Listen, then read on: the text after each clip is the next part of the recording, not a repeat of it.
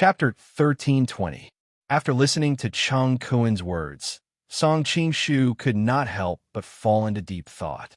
Who was secretly plotting against him? Suddenly, a name came to his mind. He hurriedly looked at Cheng Kuen and asked, "Did that person look like a thin scholar?" "Thin? A scholar?" Cheng Kuen shook his head and said, "That person was short and fat. He had a huge head and a mustache." He shook his head and looked very funny.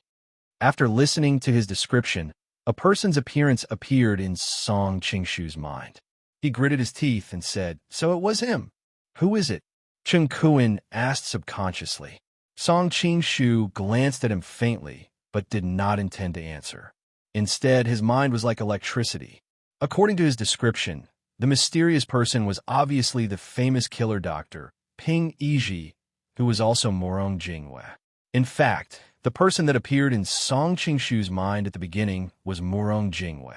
However, he was describing the appearance that he saw with icy snow near the king of Medicine Manor. At that time, he had the appearance of a tall and thin scholar. Later, he appeared with the appearance of Ping Yizhi, who was the complete opposite. He can even change his physical characteristics at will. No wonder Zhao Min couldn't find him even with the power of the Ruyang mansion. Song Qing-shu sighed inwardly. At the same time, he realized that he had to find this poisonous snake as soon as possible. Otherwise, who knew what kind of tricks he would play? "Do you know where to find him?" Song Qing-shu stared at Cheng Kuen with a burning gaze. "I don't know." Cheng Kuen was worried that he did not believe him, so he hurriedly added, "I saw him at the beginning when he saved me. After that, he never appeared again." This answer was not unexpected. Song Qing-shu understood that with Morong Jingyue's cautiousness, he would not leak his information. "Think again. Did you miss anything or deliberately lie to me just now? If Chen Yuliang's confession doesn't match with yours, I won't bother to distinguish who is real and who is fake. I'll just kill both of them," Song Qing-shu said faintly. "No, absolutely not." Cheng Kuen groaned inwardly. This person was so young, yet he was so vicious and merciless. This time, he had really fallen into an easy trap. Song Qing-shu was noncommittal. He struck Cheng Kuen's sleeping acupoint and woke Chen Yuliang up. He asked the same question again. Although his answer was slightly different from Cheng Kuen's, it was not a big deal. To be honest, if the two of them had given the same answer, Song Qing-shu would not have believed it. After waking Cheng Kuen up again, Song Qing-shu said indifferently, "Do you want to live or die?" The master and disciple looked at each other and saw the joy in each other's eyes. They hurriedly replied, "Of course I want to live." "Very well. Swear loyalty to me from now on, and I will spare your lives." Song Qing-shu looked at the two of them quietly. "No problem, no problem. From now on, we will be absolutely loyal to young master. If we go against our oath, we will be punished by the heavens." Cheng Kuen and Chen Yuliang agreed at the same time, but in their hearts they had the same idea. After this calamity, they would be able to soar freely in the vast sky and swim freely in the vast sea. Who the F***CK would still care about them? As for oaths, what was the heavens' punishment? Of course, they did not show any of this on their faces. At this moment, their expressions were as sincere as they could be. "Are you fools? Or do you think I'm a fool?" Song Qing-shu sneered again and again. "You can't possibly think that I will believe you just like that, right?" Whether it was Cheng Kuen or Chen Yuliang, in the original work, they were the kind of people who had no moral integrity. It was common for them to use unscrupulous means to achieve their goals. How could their oaths be trusted? Cheng Kuen and Chen Yuliang felt a chill in their hearts. At this moment, Song Qing-shu had already spread out his hands, revealing 2 vermilion pills in front of them. "Eat this." "What is this?" the master and disciple asked fearfully. 3 corpse brain pill. I believe the two of you have heard of its famous name before." Song Qing-shu said calmly, "Either you eat them and pledge your loyalty to me, or you can die immediately." Feeling the sudden burst of killing intent from him, Cheng Kuen and Chen Yuliang could not help but shiver. They simultaneously stuffed the pills into their mouths. I'll eat, the master and disciple looked at each other. Their eyes were full of bitterness. From now on, their life and death were no longer in their control. You don't have to hold a grudge. As the saying goes, show kindness and threaten at the same time. Since the threat had been shown, it was time to show kindness. Song Qing-shu opened his mouth and said, "Although we have had grievances in the past, there is no fundamental conflict of interest in the end. And to some extent, our interests are in line. For example, Chung Kun, you want to overthrow the Ming dynasty. It just so happens that I and the Ming dynasty are also enemies." Understood, understood. Chung Kun and Qin Yuliang nodded repeatedly. In their hearts, they thought that everyone knew about the trivial matter of you and Zhang Wuji fighting over Zhou Zhuo. Song Qing-shu continued to look at Qin Yuliang. "You have extraordinary ambition. You are eager to stand out and become a person above others. And I can give you this opportunity." Seeing Qin Yuliang's eyes flicker, Song Qing-shu seemed to have guessed what he was thinking. After all, Shaolin is a group of vegetarian monks. When it comes to fighting for hegemony, they are not good at it. Only by following me can you get what you want. Qin Yuliang was shocked and hurriedly bowed. "Greetings, master." Song Qing-shu knew that Qin Yuliang was a famous traitor in history. He was famous for killing his master, but he did not care. At least Qin Yuliang was a man of great ability. At the current stage, the advantages outweighed the disadvantages of using him. After explaining some things to the two, Song Qing-shu returned to the beggar gang. After all, Chung Kun had killed the former gang leader, Shi Huolong. His identity was sensitive, so he did not go back with him.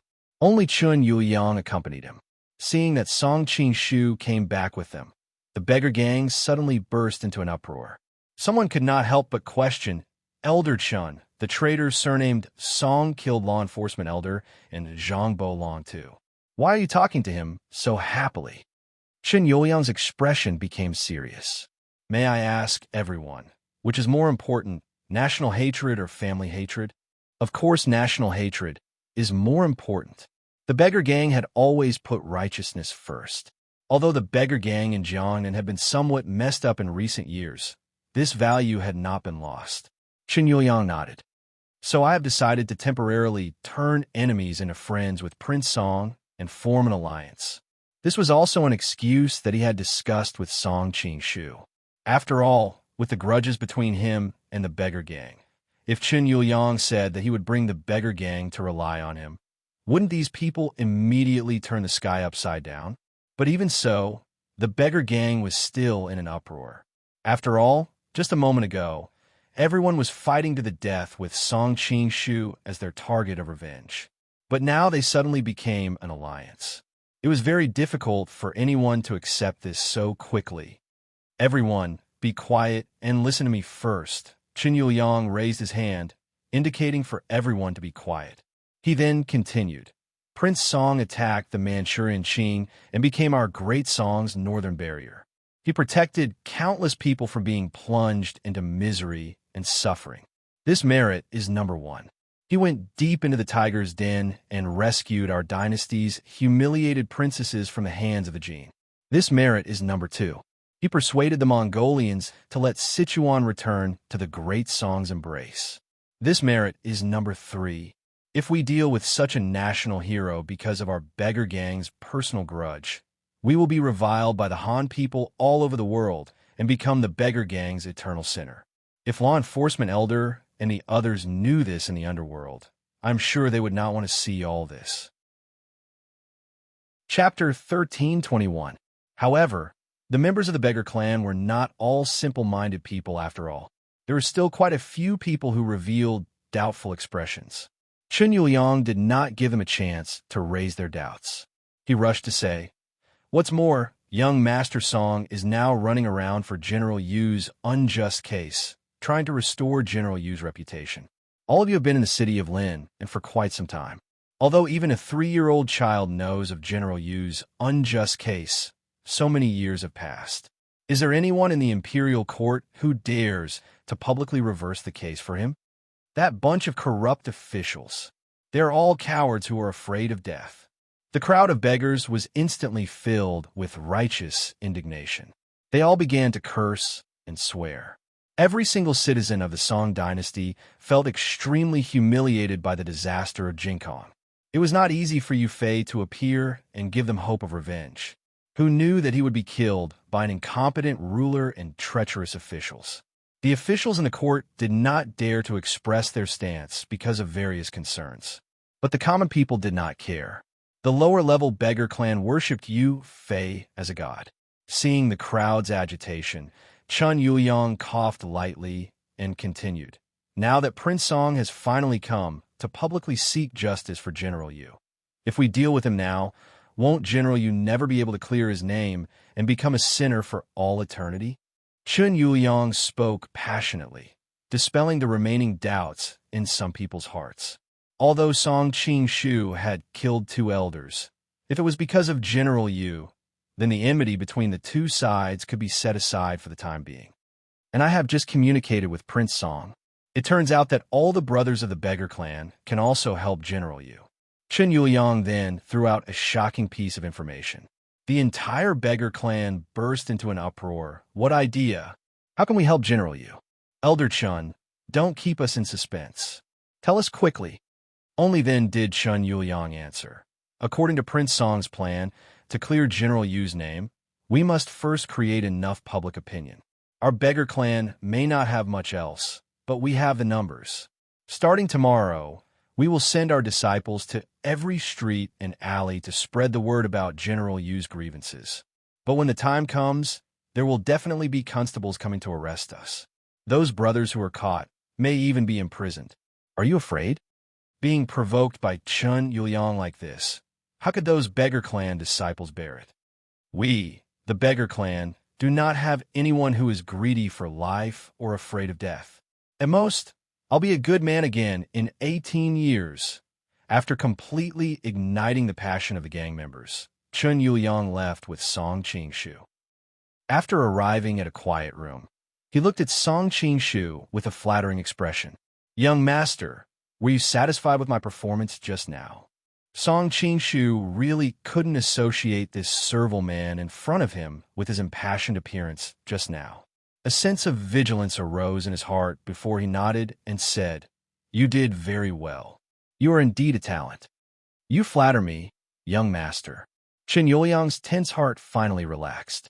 Song Qing-shu discussed some details of future communication with him. Suddenly, there was a hurried knock on the door and a beggar clan disciple rushed in. What's the matter? Can't you see that I'm discussing something important with Prince Song? Chun Yuliang asked angrily. This matter is about Song. Prince Song. The disciple obviously hadn't gotten used to the fact that the big enemy of the beggar clan had suddenly become a guest of honor. He changed his words somewhat awkwardly. About me? Song Qing-shu was curious. About what? The disciple hurriedly replied. Miss Sure made a scene and demanded to see Prince Song. When Chun Yuliang and Chung Kuan had escaped and Song Qing-shu had chased after them, the beggar clan members couldn't help them. They could only control Shi Shangyun and Wei Ruolin. Chun Yuliang rolled his eyes. Young master, I'll go and make arrangements for General Yu. Thinking of the ambiguous look in his eyes when he left, Song Qing-shu was speechless. Obviously, Chun Yuliang still insisted that he had some unspeakable relationship with Shi Shangyun. Song Qing-shu didn't want to see her at first, but he thought that the matter between them needed to be resolved. Let her in. Soon, the beggar clan disciple brought Shi Shangyun in. Her hair was messy and her face was a little dirty. She didn't look as spirited as before. After the beggar clan disciple left, Shi Shangyun glanced at Song Qing-shu and bit her lip. Suddenly, she bent her knees and knelt in front of Song Qing-shu. Song Qing-shu didn't have any intention of helping her up. He calmly sat on a chair and leisurely sipped his tea. After a long time, he said in a surprised tone, Miss Sure, what are you doing? Shi Shangyun's eyes reddened and her lips moved. I'm sorry. She didn't say what she was sorry about, but both of them understood. Song Qing-shu said indifferently, If apologizing was useful, then why would we need the police? Shi Shangyun was startled. She didn't understand what the police meant, but she thought that it should be similar to a bailiff. However, she didn't have time to think about it and quickly said, I know I'm sorry about what happened before, but please save Brother Wei. Wasn't Wei Rulin so arrogant just now? What could have happened to him? Song Qing-shu raised his eyebrows and said with a hint of schadenfreude. Sure, Shang Yun hastily said. He was hit by Cheng Kuen's phantom finger. He can't hold on much longer. It turned out that in that moment of life and death, Wei Rulin had blocked Cheng Kuen's full-strength attack for her and was hit by the phantom finger. Fortunately, Wei Rulin's martial arts were profound, so he didn't die on the spot. However, he had been seriously injured and was hit by the phantom finger. It was already very difficult for him to hold on until now. Sure, Shang Yun saw that her lover was breathing more than he was breathing in. There was even a thin layer of ice on the surface of his body. She was extremely worried, no matter how she thought about it. The only person who could save her lover was Song Qing-shu. He is your brother Wei, not my brother Wei. Why should I waste my energy to save him? Song Qing-shu's expression didn't change at all. My father is the imperial censor, and my grandfather is the imperial teacher. If you are willing to save him, the Sure family will definitely reward you handsomely. Sure Shang Yun hastily said. Handsomely? Song Qing-shu sneered. I rule over 1,000 li of fertile land and have 100,000 elite soldiers. To put it bluntly, whether it is your father or your grandfather, they don't have the qualifications to be on equal footing with me. Why would I care about their reward? Sure Shang Yun became anxious. Then what do you want? Song Qing-shu shook his head. I don't want anything. Just a few hours ago, Wei Rulin planted the life and death talisman on me and absorbed my inner strength. If I don't mind the past and treat his injury, I'm not an idiot saint. Sure Shang Yun's face turned pale. She thought about how the two of them tried to harm him. She knew that the chances of asking for his help were very slim. However, now that Wei Rulin could die at any time, she couldn't think of any other way. It wasn't that she didn't think of asking for help from her father and grandfather. Firstly, she was restricted by the beggar sect. Secondly, even if she returned home, with Wei Rulin's current condition, no one in the family could save her, not even her grandfather who was the imperial teacher. Only Song Qing-shu, a man who constantly created miracles, could pull her lover back from the gates of hell. It was a pity that Song Qing-shu was indifferent to her pleas. After thinking about it, Sure Shang Yun really couldn't think of anything else that could move this man in front of her. In the midst of despair, she suddenly thought of some rumors about Song Qing-shu. Her pretty face instantly flushed red. After a fierce struggle in her heart, she suddenly took a deep breath, as if she had made up her mind about something. You can leave. I still have something to deal with. Song Qing-shu said indifferently. Sure Shang Yun bit her lip and suddenly untied her belt. Without the binding, her clothes directly slid to the ground, revealing her smooth and fragrant shoulders, flat and tight abdomen, slender and straight legs.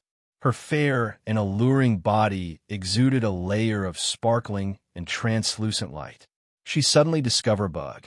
She had forgotten that Cheng Kuen was already blind at the lion-slaying convention. Chapter 1322. Feeling the chill in the air, Sure Shang Yun's body trembled slightly. In fact, she regretted taking it off just now. After all, this kind of sacrifice was a bit big. However, the regret in her heart was quickly replaced by the great feeling of sacrificing herself to save her lover. Her eyes quickly became firm again. Song Qing-shu looked at everything in front of him indifferently. He did not stop her, nor did he feel uneasy. What are you doing? She did not expect the other party to have such an indifferent reaction. She originally thought that the other party would put on the clothes for her like a gentleman. Even if he pounced on her full of lust, it would not be surprising. But what was with this reaction? This was the first time she showed her body in front of a man. Sure Shang Yun's pretty face was already so red that water was about to seep out. She said with a trembling voice, I know that with your current status, ordinary things are not worth your attention. After thinking about it, I can only use my most precious thing as a bargaining chip. Bargaining chip? Song Qing-shu chuckled. This thing is indeed very precious to you, but it may not be that precious to me. I have never lacked women by my side, and there are many who are more beautiful than you. Why don't you tell me? Why should I accept such a bargaining chip? Hearing his words, Shi Yun was simply ashamed and indignant. In her mind, a dignified daughter of a noble family had made such a sacrifice. Shouldn't the man anxiously pounce on her? That way, she could take the opportunity to bargain with him and save her lover's life. Then, as long as she used it properly, she might even be able to keep her innocence. However, the plot did not develop as she had planned. She was suddenly at a loss. Feeling the confusion in her eyes, Song Qingshu secretly shook his head. After all, she was a flower in a greenhouse that had been carefully cared for since she was young. How could she have seen the ugliness and darkness of the world? Brother Wei hurt you. Now that he has a chance to vent his anger on his fiancée, I think no man can refuse the pleasure of revenge. After the initial bewilderment, Shi Yun gradually calmed down. After all, she was the daughter of a high-ranking official of the imperial court. Even if she had not eaten pork, she had seen pigs run. Although she had not seen many of the methods used by the higher-ups to kill people without spilling blood, it did not mean that she did not know anything about it. Song Qingshu raised his eyebrows. He got up and walked in front of her. His fingers slid across her smooth and delicate chin. I have to say, you made me have a whole new level of respect for you. I thought you were just a spoiled rich young lady. I didn't expect you to have some intelligence. Being touched by him, Shi Yun felt disgusted and shy. She turned her face to the side. Unless you promise to save Brother Wei, you are not allowed to touch me. After saying that, she picked up her clothes and put them on again. She crossed her arms in front of her chest, looking very alert. Song Qingshu chuckled and did not do anything to provoke her. He sat back on the chair and scrutinized her with Wuji. I'm suddenly curious. You're doing this to save your fiancé, but is your fiancé willing to see you save him like this? Shi Yun's face paled. It's better to be alive than dead. You sacrificed so much to save him. Do you think that after this, you can still be like before? Perhaps Wei Ruolin will choose to be with you out of gratitude and guilt. However, this matter will become a thorn between you two. Sooner or later, he won't be able to endure it. After all, there aren't many men in the world who can endure this kind of thing. Song Qingshu continued to break down the defenses in her heart. Won't it be fine if he doesn't know about this matter? Shi Yun's tone was incomparably calm. It was as if she was talking about something that had nothing to do with her. As expected of Shi Yuan's daughter, your decisiveness is truly admirable. Song Qingshu immediately changed the topic. However, you said before that the only reason I accepted your bargaining chip was to take revenge on Wei Ruolin. If he doesn't know about this matter, where would I get the pleasure from taking revenge? Shi Yun was startled. Then, a red line visibly rose from her neck to her face. She said shyly and angrily, "How can you be so shameless?" After all, she was an inexperienced young girl. Although she had said something similar before, it was mainly to find a reason to convince the other party. She did not know that the other party really thought so. You're the one who suggested this. How is it that I'm the shameless one? Song Qingshu sneered. Shi Yun snorted. She turned her face away and did not look at him anymore. Song Qingshu smiled. I have to say, your condition has successfully aroused my interest. I can consider helping you save Wei Ruolin. Really? Shi Yun felt extremely complicated at that moment. She thought about how she was about to lose something that she had kept for more than 10 years. However, she was the one who suggested it. Of course it's true. Song Qingshu smiled faintly. However, I have another condition. What condition? Shi Yun looked at him vigilantly. Song Qingshu replied, When I visited you before, you said that if I agreed to accompany you to the beggar clan, you would help me persuade your father to start the remonstrance. Now that I've accompanied you to the beggar clan, it's time for you to fulfill your promise. When Shi Yun heard this, she was extremely annoyed. How could she have forgotten about this? If she had known about this earlier, she would not have used her innocence as a bargaining chip. Okay, you help me save Brother Wei, and I'll help you persuade my father. Shi Yun said as she observed the reaction of the man in front of her. Song Qingshu sneered. Miss Shi, you're really naive. I already told you that condition was just an extra. Now you want to replace it with the bargaining chip that we discussed before? Why not? Shi Yun plucked up her courage and said, I have a favor to ask of you, and you have a favor to ask of me. We can cancel each other out. Song Shu shook his head. First of all, I don't need your father to start the remonstrance. Now that I have the help of the beggar clan, there will naturally be people who will impeach Machi Zhao under the pressure of public opinion. Secondly, Wei Rulin has cultivated Yin Jinqi. When he was seriously injured, he was hit by the phantom Yin finger. The cold air of the phantom Yin finger has penetrated deep into his bones. In the whole world, only I have the ability to save him, so you have to beg me. Lastly, Song Shu dragged his tone. Seeing that Shi Yun was confused, he continued, Not only did you beg me to save Wei Rulin, but you also asked me to hide our deal from him. These are two things, so of course you have to pay for them. You're a devil. Shi Yun pointed at him, trembling with anger. Chapter 1323. Shi Yun bit her lips and did not say a word. She knew that she was in the wrong. She only wanted to capture Song Shu and hand him over to the beggar sect in exchange for the position of sect leader. As for Wei Rulin planting the life and death talisman on him, and using the dark north divine power to absorb his internal energy, it was completely out of her expectation. Although she did not agree with this method, she did not stop Wei Rulin. So in the end, she was also an accomplice. Although Shi Yun was usually unruly on the surface, she was completely different from Guofu, who never felt that she was in the wrong. She was just careless in her actions and had been spoiled since she was young, so her temper was a little unreasonable. But deep down, she could at least tell right from wrong. Song Shu stretched out his finger and gently brushed past her clothes. He felt her delicate skin with the back of his finger. But you're still a tempting demon. Shi Yun's cheeks flushed red, and her body involuntarily trembled. She endured the shame and anger in her heart and said, Quickly go and save Brother Wei. With his current condition, he could die at any moment. She did not want to make such a big sacrifice just to see her lover die. He has the dark north divine power to protect him. He won't die so soon. Song Shu's finger continued to move downwards. No, seeing that he did not care, Shi Yun even suspected that he wanted Wei Rulin to die. If you don't save him first, I won't let you touch me. Fine, let us go and see your lover.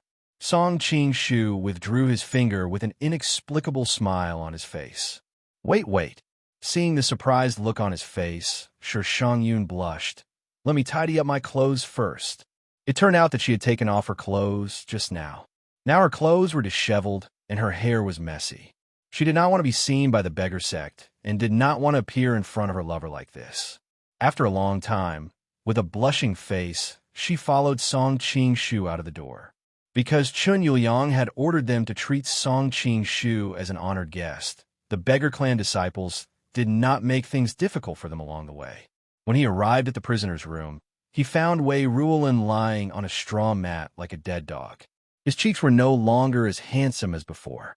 His face was green and purple, making him look incomparably ferocious.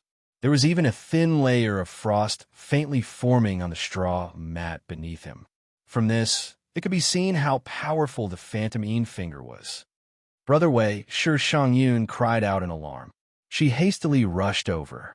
Unfortunately, Wei Rulin didn't react to her arrival, so she could only look at Song Shu for help. Looking at her tearful appearance, Song Shu sighed with emotion. You are not completely without merit. At least you are affectionate and loyal to your lover. Shi Yun bit her red lips. She was clearly not interested in continuing this topic with him. Hurry up and save him. If you delay any longer, it will be too late. Song Shu took out a pill from his bosom and stuffed it into Wei Rulin's mouth. He supported his chin with his hand and felt him swallow the pill. Then he nodded and said, It's done. That's it. Shi Yun asked in surprise. Although she was not considered a top-notch expert, her eyesight was top-notch. She knew that Wei Rulin's current condition was something that even her grandfather, the emperor's tutor, could do nothing about. How could he be cured with just one pill? Of course it won't be that fast. Song Shu smiled. This medicine can only temporarily protect his heart for 2 hours. What kind of pill is this? Shi Yun asked with a frown. Leopard embryo tendon altering pill. Song Shu answered. This medicine is refined from dozens of great nourishing and dryness herbs. It just so happens to be able to dissolve the cold energy in his body. Of course, the illusory finger is so powerful that a mere leopard embryo tendon altering pill can only save his life for 2 hours. Song Shu did not lie. Although the leopard embryo tendon altering pill was a poison, it was indeed a great tonic before the poison took effect. It just so happened that it countered the cold energy. As for the toxicity, he was certainly not stupid enough to tell Shi Yun directly. After all, Shi Yun was not a person of Jianghu. She had never heard of the famous leopard embryo tendon altering pill of the divine Dragon Island. She looked at the man in front of her with a face full of suspicion. The other party spoke so clearly, and she could not see anything from his eyes. Shi Yun subconsciously believed him. You can only save his life for 2 hours? Shi Yun suddenly thought of something and cried out in surprise. Of course not. Song Shu looked at her with a smile that was not a smile. This pill is only to prevent him from dying. As for these 2 hours, although it is a bit short, it is barely enough for me to collect the reward. Shi Yun's expression changed, and she subconsciously took a few steps back. No, absolutely not. Why not? Song Shu's mouth slightly rose. You still haven't saved him. How can I let you? Shi Yun's heartbeat sped up several times. If he did not admit it afterwards, wouldn't she be played by him for nothing? Are you afraid that I won't admit it afterwards? Song Shu seemed to have the ability to read minds as he quietly looked at Shi Yun. Shi Yun's eyes flashed with panic, but she quickly straightened her chest. Of course, if you don't save Brother Wei afterwards, I won't be able to do anything to you. In fact, she still had the idea of waiting for Song Shu to save Wei Ruolin and see if she could renege on the debt. If she did that first, not only would her wishful thinking fail, she would also have to bear a great risk. I still need you to help me convince your father. How can I not admit it? Song Shu's tone had a trace of ridicule. In any case, it's not possible. Shi Yun bit her red lips. Her chest continuously rose and fell, outlining the charm of a woman. Since it has come to this, you can only believe me. Song Shu coldly said. Shi Yun turned her head to the side and pretended that she did not hear what he said. Song Shu was too lazy to feign civility with her and directly said, Miss Shi, let me give you one last piece of advice. If I want to do anything to you with your martial arts, you won't even have the chance to resist. Instead of losing everything, it would be better for you to fulfill your obligations before I have the patience to make a deal with you. As he spoke, his aura suddenly rose. Now, not only was his martial arts unfathomable, but he also had a murderous aura that came from the blood and fire of the battlefield. He also had the dignity that he had cultivated during his time as an emperor. Any one of these was not something that a girl like Shi Yun could resist. Shi Yun felt her hands and feet go cold. At that moment, she felt as if she was unable to breathe. It was as if she was going to die in the next second. Fortunately, that feeling disappeared as quickly as it came. She was able to gasp for breath as she looked at the man not far away with a shocked expression. Come here. Song Shu sat on a chair and patted his thigh, indicating for her to sit. Chapter 1324. Song Shu did not use the soul transfer technique or anything like that. It was purely his powerful aura that made people want to submit to him. It was women's nature to worship powerful men, so she unconsciously obeyed his orders. When she got close to Song Shu, the man's masculine aura made her come to her senses. She was embarrassed and shocked. What was she doing? She wanted to step back in panic, but the man in front of her grabbed her hand and pulled her into his arms. Let go of me. Shi Yun struggled and found that it was all in vain. As she struggled, she keenly sensed that the man's body was getting hotter and hotter. This is your choice. A hint of madness flashed in Song Shu's eyes. He even keenly sensed that there was something wrong with his emotions. Did the inner demon of the Mankisvara Diana appear again? Song Qing-shu was shocked, but he quickly despised himself. Every time he used the inner demon as an excuse, wasn't it hypocritical? Even if it was the inner demon, it was the true thoughts in the depths of his heart. Why did he have to suppress it? No. Feeling the heat coming from the back of her neck, Shang-yun was inexplicably flustered. I'm going back on my word. You've already made a deal with me. It's not up to you whether you're going back on your word or not. Song Qing-shu did not let go of her. He gently moved the tip of his nose into her collar. No, Shang-yun cried out, her body involuntarily trembling. Song Qing-shu didn't take any further action. Instead, he stopped and said indifferently, Eldest miss, are you pretending to be chaste at this time to comfort your pitiful self-esteem? Shang-yun's face turned pale, and she said angrily, You bastard! Why are you talking about me like this? Song Qing-shu lifted her chin and said sarcastically, You're the one who proposed the deal. Now you're doing this again. Isn't being a whore and trying to establish a chastity? You. Shang-yun was so angry that her body trembled, but she did not know how to refute. All right, I'll be merciful and give you one last chance to choose. Song Qing-shu's gaze fell on Wei Ruolin. Do you want me to save him? You can choose not to save him, and I won't force you. Shang-yun looked at her lover with a complicated expression, her heart suddenly wavering. Actually, you're just greedy for this mortal world. If you really love him to the bone, then you can go to the netherworld with him, and he'll probably be able to smile in the netherworld as well. So why are you conflicted here? Song Qing-shu's tone was filled with ridicule. Shang-yun smiled sadly. You don't understand. If he died, he would definitely not smile in the underworld. If his fiancée sacrificed her chastity to save him, I believe he won't be smiling, Song Qing-shu said coldly. Shang-yun sighed faintly. He has more important things to do. What's a mere woman to him? That was his mission. It's just a top scholar. What big things can he do? Song Qing-shu didn't understand the meaning of her words and couldn't help but snort. Shang-yun shook her head and didn't explain. She just said, I've thought it through. Save him. Have you really thought it through? Song Qing-shu asked again. Yes. Shang-yun's cheeks were like burning clouds, and she lowered her head. Song Qing-shu reached out and lifted her chin. Then be natural. Don't make it seem like I'm forcing you. Shang-yun was angry and anxious.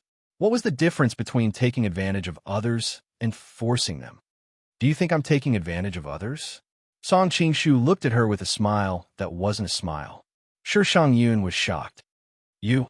How do you know what I'm thinking? I guessed. Song Qing-shu smiled faintly. He didn't lie. He had experienced so many things and had long cultivated a pair of wise eyes that could see through people's hearts. He might not be able to guess the thoughts of some old foxes, but it was no problem for him to deal with a greenhouse flower like Shang-yun. The more he said this, the more Shang-yun didn't believe him. Thinking of the rumors about Song Qing-shu, especially the night when he went to the palace to pray for rain, the look in her eyes became more and more strange. The man in front of her couldn't really be an immortal from heaven, could he? But as soon as this thought came to her, she rejected it. What a joke. How could an immortal from heaven be so shameless? Take it off. Song Qing-shu suddenly said. What? Shang-yun couldn't react for a moment. Song Qing-shu shrugged. I'll let you take it off yourself. I want you to remember that all of this is your own will.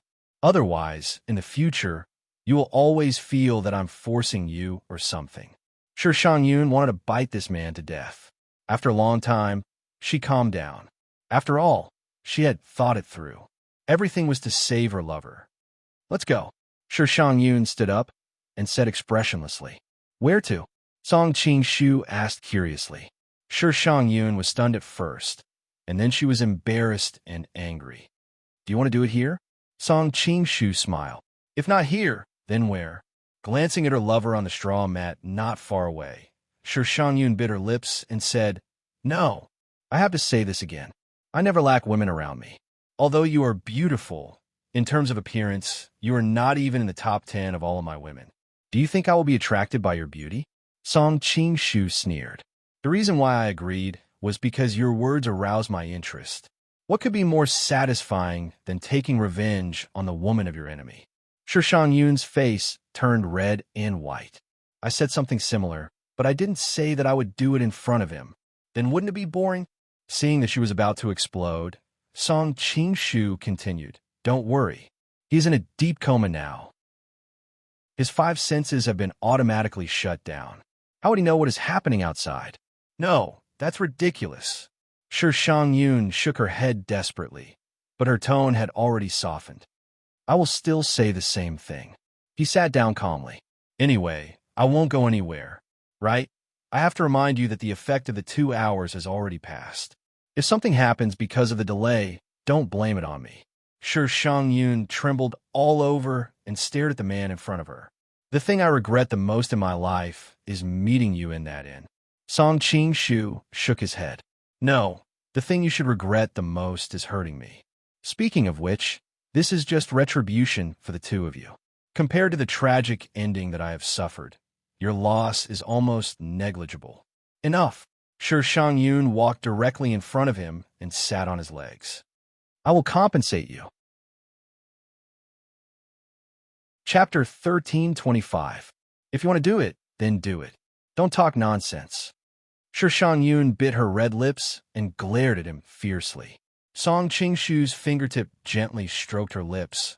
Even now you can still be so proud. I somewhat admire you. Shi Shangyun suddenly opened her mouth and fiercely bit down on his finger.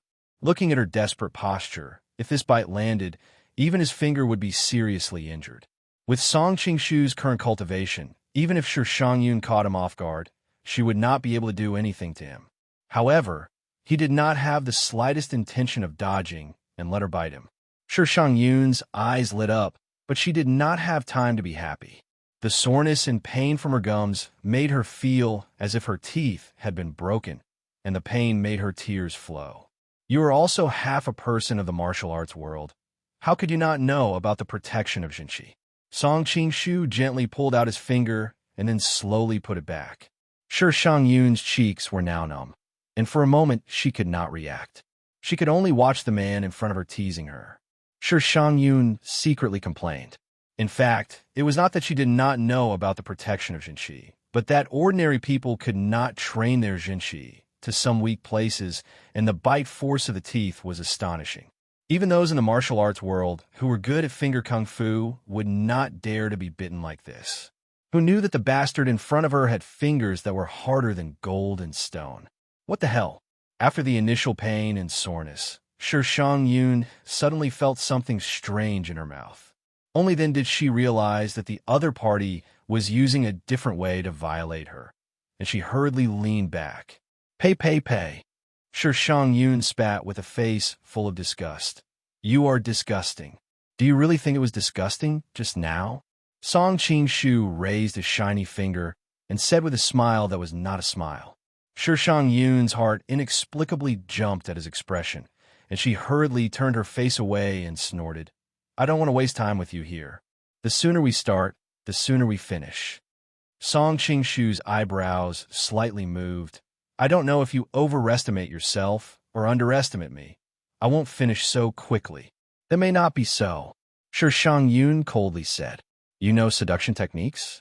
Song Qing-shu furrowed his brows. This was the only answer he could think of. It was said that women who were proficient in the art of seduction could make a man disarm and surrender with just a glance. However, no matter how he looked at the woman in front of him, he couldn't see any trace of natural seduction from her. Who do you think I am? Shi Shangyun looked as if she had been insulted. I'm a dignified daughter of a rich family. How could I possibly learn such vulgar things? A little girl will always be a little girl. That kind of incomparably mysterious ability is actually a dirty thing in your mouth. Song Qing-shu shook his head and couldn't help but think of Su Quan. She was a typical example of someone who had cultivated the charm technique to the extreme. So many men in the divine dragon cult didn't even dare to look at her eyes. She wrote a letter saying that she's in Liao. When I'm free, I'll go and see what she's up to. Song Qing-shu thought to himself. One look at you, and it's obvious that you're thinking of a woman. The rumors in the pugilistic world are true. You're an out-and-out lecherous devil. Sure Shang Yun's cold voice interrupted Song Qingshu's thoughts. Song Qingshu didn't get angry. He just looked at her strangely and said, "Since you don't know the art of seduction, where do you get the confidence that you can make a lecherous devil like me end quickly?" After a pause, he said, "Actually, even if you know the art of seduction, you can't affect me at all." "Bah, I already said I don't know that stuff." Sure Shang Yun spat. "I'm not telling you. You'll find out later. Woman, you've successfully attracted my attention." Song Qingshu imitated the tone of an overbearing CEO from his previous life. Sure Shang Yun couldn't understand what he was talking about at all. She just looked at him strangely and then directly laid down on the table. "You do it." Her tone was emotionless, as if she was talking about something that had nothing to do with her. Seeing her suddenly cooperate, Song Qingshu was not used to it. "Did you take the wrong medicine?" Sure Shang Yun didn't even look at him. She just continued to speak in an ethereal tone. "I've heard a lot of rumors about you. Everyone says that you're dissolute and elegant. You probably have a lot of women around you. Although I can be considered pretty, I'm not that attractive to you. The only thing that moves your heart is that you want to take revenge on me and Brother Wei." Sure Shang Yun paused for a while and continued to speak. "Thus, the more I resist you, the happier I get. Why should I humiliate myself to satisfy your disgusting fetish?" Song Qingshu's eyes lit up. He smiled and said, "Your words have made me have a whole new level of respect for you. I'm even a bit suspicious. How could a virgin girl like you understand a man's thoughts so well?" Sure Shang Yun turned her head away and didn't say anything. The reason why she could see all of this was because of her playboy brothers. They were all experts at playing with women. When they had nothing to do, they would talk to each other. She was influenced by what she saw and heard, so she naturally understood a bit. Additionally, there was something that she didn't say. Although her brothers had different tastes, they all had one thing in common. They hated women that were like dead fish lying on the bed.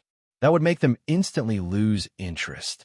From her point of view, Song Qingshu and her brothers were all despicable people. If her brothers hated her, then Song Qingshu would not be an exception. Seeing her expression, Song Qingshu quickly smiled. "I've roughly guessed your plan, but you'll be disappointed. To deal with an inexperienced girl like you, I only need to move a finger to make you beg for me to F***CKU. "Hey!" Sure Shang Yun gritted her teeth and angrily glared at him. "Impossible." "Is that so?" Song Qingshu's eyes turned cold. He gently placed his finger on her delicate neck and slowly caressed it. Being touched by an unfamiliar man like this, Sure Shang Yun's body couldn't help but tremble. However, she immediately gritted her teeth and restrained her nervousness and shyness. She simply closed her eyes and expressionlessly laid there. Song Qingshu's face revealed a trace of a mocking smile. With his rich experience in the field of love, it wasn't difficult for him to flirt with a virtuous lady.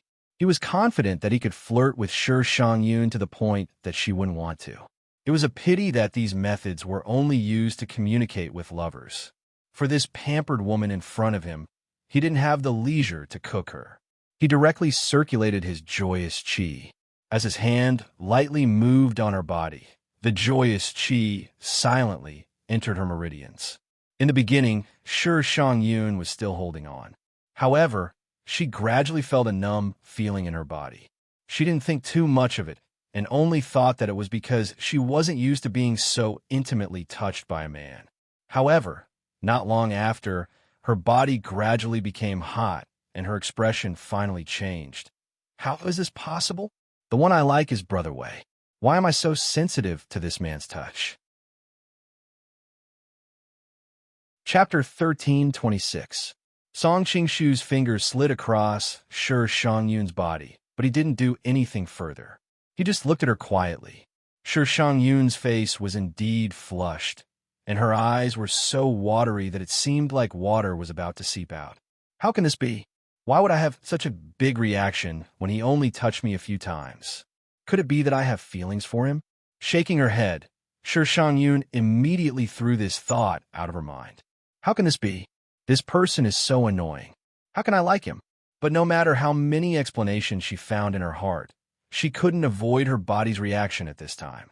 She couldn't help but feel shy and terrified. She didn't know what to do. Sure, Shang Yun was prepared to be a wooden beauty from the beginning. It wasn't that she didn't expect to encounter a challenge, but she didn't expect to encounter such a big challenge. She had tried her best to suppress her body's reaction, but the more she suppressed it, the more obvious the feeling was. Sure, Shang Yun finally couldn't help but moan. She grew up with her brothers and was a famous tomboy in the capital. Although she was beautiful, her personality was similar to that of a boy. She always had a fiery look. She never expected that she would make such a sweet sound. She had always thought that this kind of sound was made by those delicate girls, and she despised them. She didn't expect that she would make such a shameful sound. But unexpectedly, as the sound came out of her throat, she felt that the uncomfortable feeling in her body actually lessened a little. Do I have to make such a shameful sound all the time? Sure, Shang Yun was terrified and embarrassed to the extreme. Although reason told her not to, she couldn't suppress the reaction in her body. Soon, a second moan came out of her mouth. At this time, Sure Shang Yun's face was so red that it was about to drip blood. She was sweating like a tide, and her clothes were already tightly stuck to her body. The slightly flushed skin was faintly discernible, and it was especially attractive. Her body couldn't help but twist, as if this could make herself feel better. Her two long legs unconsciously clamped together, and her voice carried a trace of sobbing. "What did you do to me?" Song Qingshu shrugged. "I didn't do anything. It's just that your nature is like that. I touched you a little, and you're even more coquettish than those girls in the brothel." "No, it's not." Sure, Shang Yun subconsciously refuted, but her body's reaction couldn't lie. When she thought of how unbearable she was, the usually arrogant Sure Shang Yun couldn't accept this fact at all and began to cry. "Are you feeling very uncomfortable now?" Song Qingshu looked at her with a faint smile.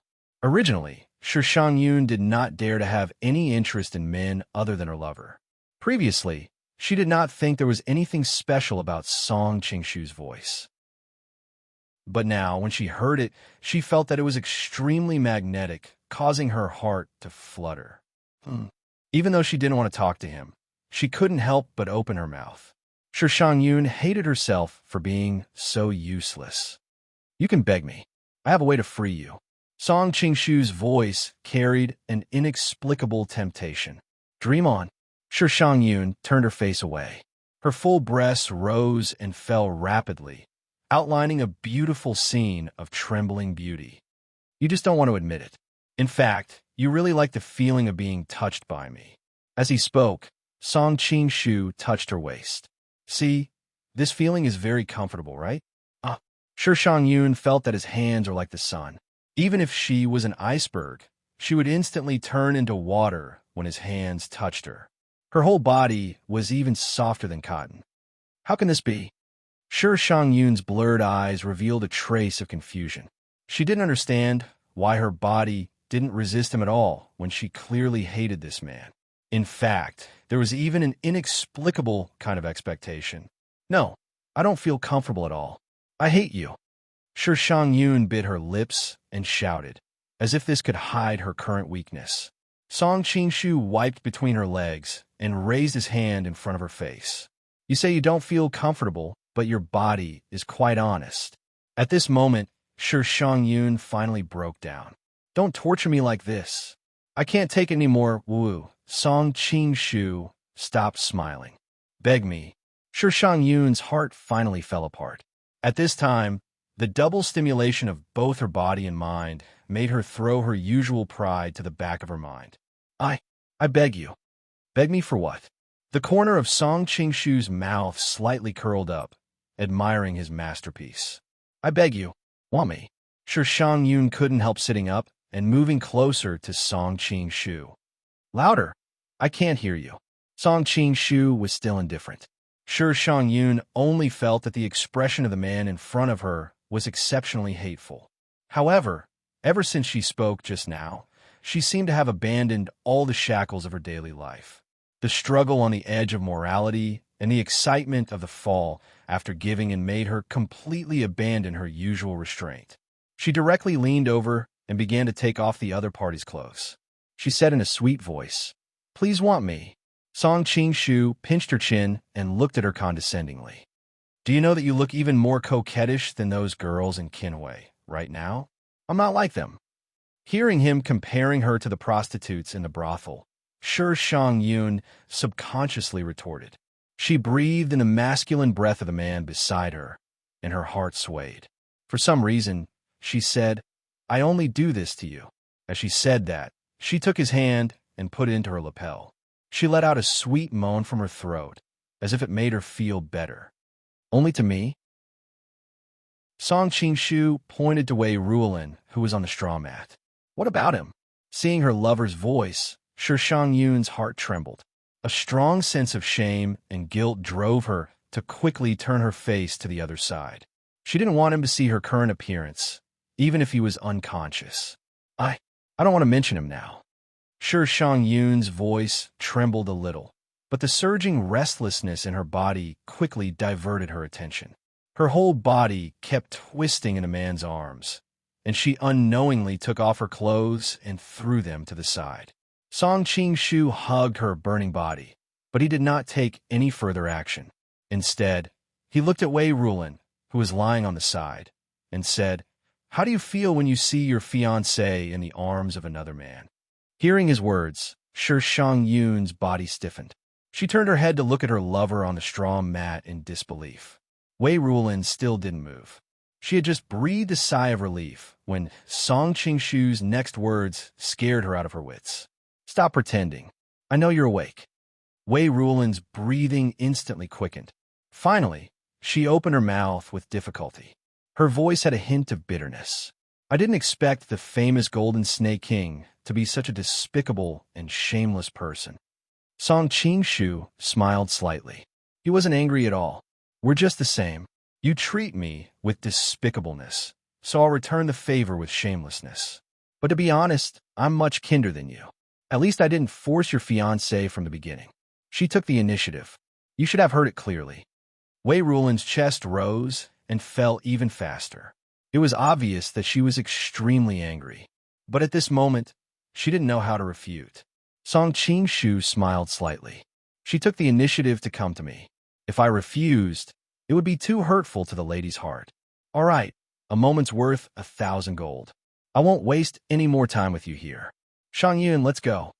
After putting some clothes on the woman in his arms, he reached out to hold her hand. Even though her rationality told her to reject him, she didn't know why, but when she saw him reaching out his hand, Shang-yun still grabbed his hand and followed him out of the room. Wei Ruolin was lying on the straw mat. When he opened his eyes, he could only see the ceiling. But through his ears, it wasn't difficult for him to tell that his fiancée didn't reject Song Qing-shu at all. He was angry and furious. He tried his best to turn over and see if she was really so heartless. Unfortunately, because he was hit by the phantomine finger, his entire body was stiff. He could only use all his strength to turn his neck slightly. From his current angle, he couldn't see his fiancée's expression. He could only see her two smooth, jade-like calves. One had to know that this society was different from the one in the future, where all sorts of people wore short skirts and bikinis, as if they were afraid that they wouldn't show enough. In this era, women's entire body was basically covered by clothes, and their skin could only be seen by their husbands on the wedding night. Now that both of her calves were exposed, one could totally imagine how disheveled she looked. Even though Shang-yun and Wei Ruolin were in love, they were extremely reserved in this aspect. It was good enough that he could at most hold her hand. He had never seen her calves or anything like that. Wei Ruolin was so angry that he almost vomited blood when he thought about how his fiancée had unreservedly displayed something that he didn't even have the chance to touch in front of another man. Naturally, Shang-yun didn't know what her lover was thinking. Or rather, she had subconsciously avoided thinking about this problem. She followed Song Qing-shu to another room. She felt that her legs were weak and she couldn't support herself anymore. She fell into Song Qing-shu's arms as if she had melted. She looked at him with her watery eyes. "I'm very uncomfortable. I'm going to..." Who knew that Song Qing-shu would put away the frivolous expression on his face? He looked at her indifferently. I only said that I wanted you to cry and beg me to do you. I didn't say that I would agree to it if you begged me. Sure, Shang Yun's remaining rationality made her feel ashamed and indignant. She was usually a proud and arrogant daughter of a rich family. But now, he didn't want her to sleep with him.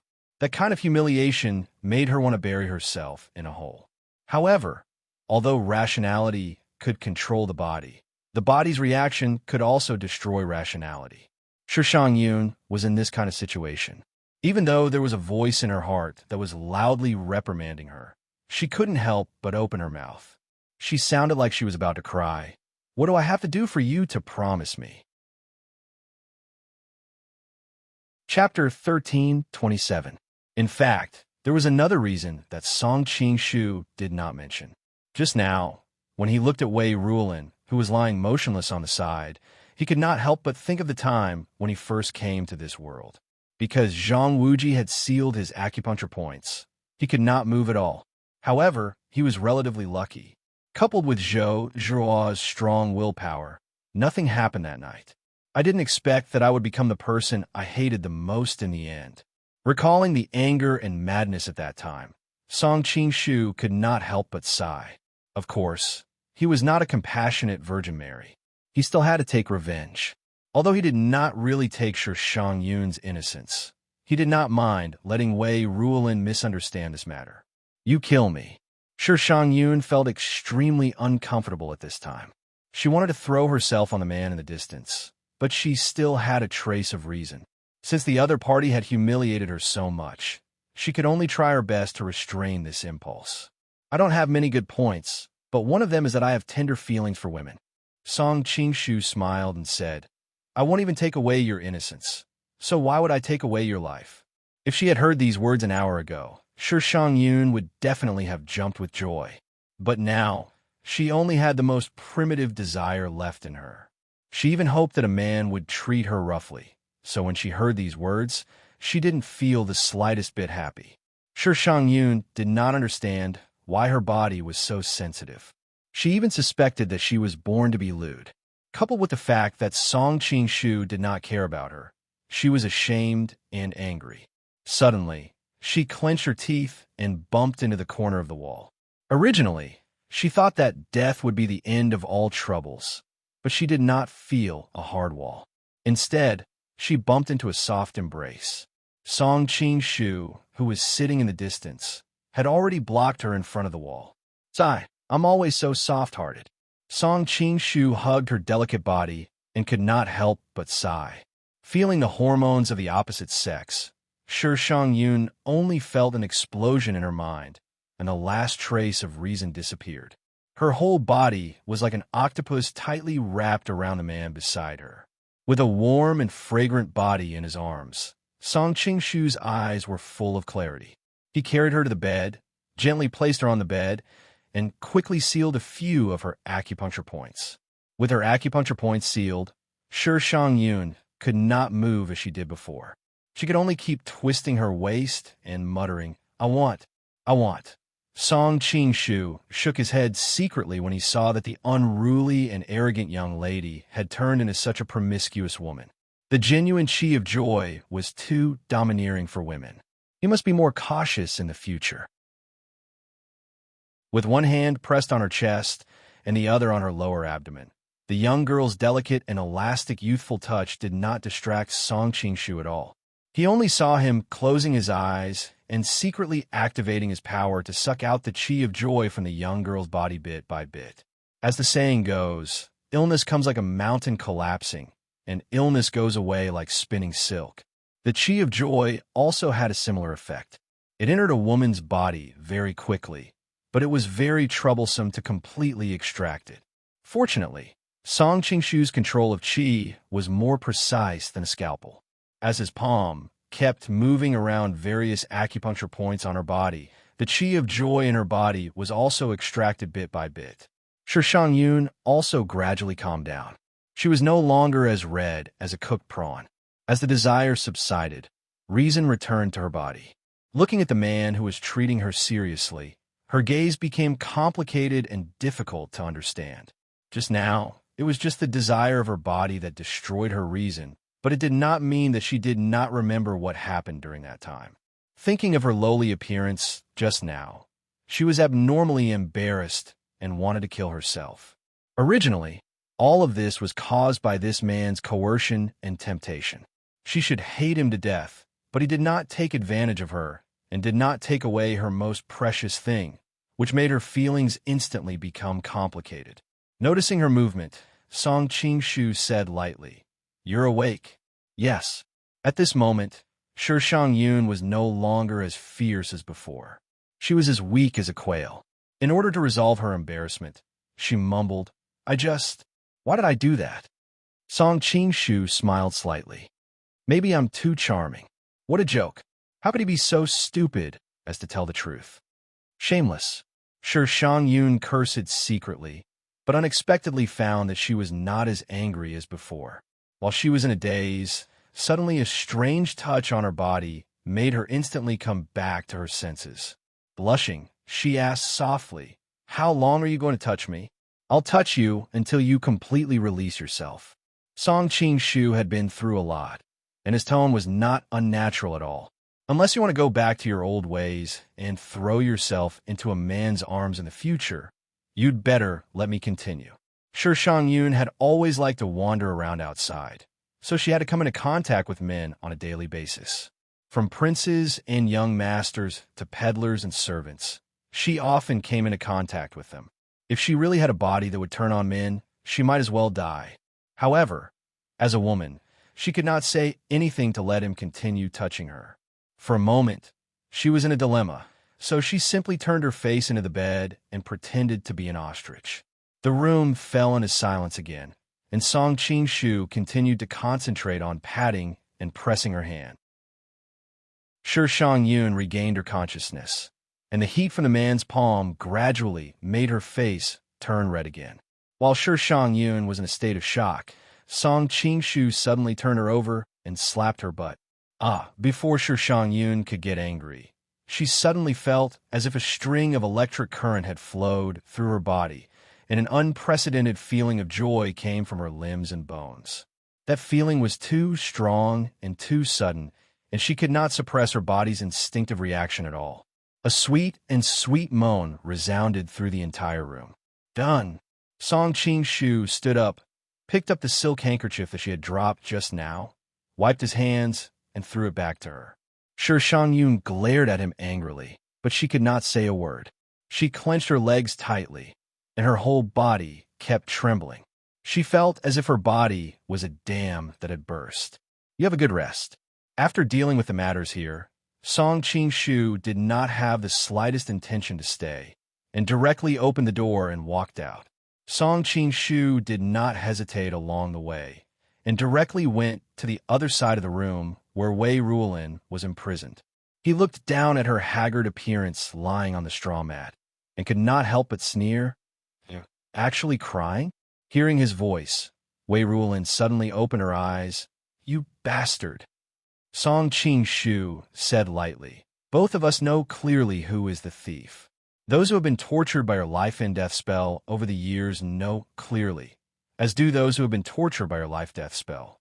Those souls who have worked hard to cultivate for a lifetime, but had their cultivation power sucked away by you also know very clearly. It's only because I'm more skilled that I didn't follow their footsteps." Seeing that Wei Rulin still wanted to say something, Song Qingshu interrupted her coldly. "I didn't come here to argue with you about this issue. It's just that I'm very satisfied with eldest young Miss Shi. So, I kept my promise to save your life." Originally, the official account could automatically reply to the corresponding hand-drawn pictures of the corresponding characters by sending keywords, but because too many people often typed in the wrong characters, they could not get a reply. Many readers had a lot of objections, so this time, all the characters' pictures were specially gathered in one link. Everyone could view it in the submenu under the Qingshu Harem menu, Character Gallery. Chapter 1328. When Wei Rulin heard him say that he was very satisfied with his fiancée, he could not help but imagine the scene of Shi Shangyun under his body. The more he thought about it, the more unbearable it became. His whole body began to tremble uncontrollably. You better calm down. If your heartbeat quickens and causes the cold energy of the phantom finger to penetrate deeper into your internal organs, I won't be able to save you even if I wanted to, Song Qingshu said lightly. Who needs you to save me? Wei Ruolin almost roared. It was obvious that he was already extremely agitated. That's good. Song Qingshu took the opportunity to get up and walked out. I can go and tell Miss Sure that it's not that I broke my promise, but that you don't want me to save you. Stopping, Song Qingshu added, it feels good to play for free. Hearing his words, Wei Ruolin's vision darkened. He was so angry that he almost vomited blood. However, the word play for free was too lethal. The muscles on his face twitched as he thought about how he had already lost his fiancée's innocence. He had already lost everything. If he did not let him save him, wouldn't that be an even greater loss? He suddenly thought of the mission passed down by his ancestors for more than 100 years and suddenly came to his senses. How could he let the efforts of generations go down the drain just because of a woman? Wait. Wei Ruolin took a deep breath and calmed his agitated emotions. Save me quickly. Song Qingshu could not help but laugh. Weren't you very arrogant before? Why did you suddenly change your mind? Wei Ruolin stared at the ceiling and said lightly, I can't let Shang Yun's sacrifice be in vain. You make it sound so dignified, Song Qingshu said with a hint of ridicule on his face. Isn't it because you are greedy for life and afraid of death? Wei Ruolin's face was ashen and his lips were tightly shut. It was obvious that he had hit a sore spot. Actually, I quite admire you. Song Qingshu looked at him. Any man with a sense of shame would kill himself if he learned that his woman had been bullied by another man. But you reacted as if nothing had happened. There are only two possibilities. Either you're a cowardly man, or you're a schemer. In my opinion, you're obviously the latter. Wei Ruolin's expression finally changed. Her complexion became extremely unsightly, and she suddenly spat out a mouthful of blood. Don't worry, I won't be afraid to save you just because you're Go Jian. I have many enemies in my life.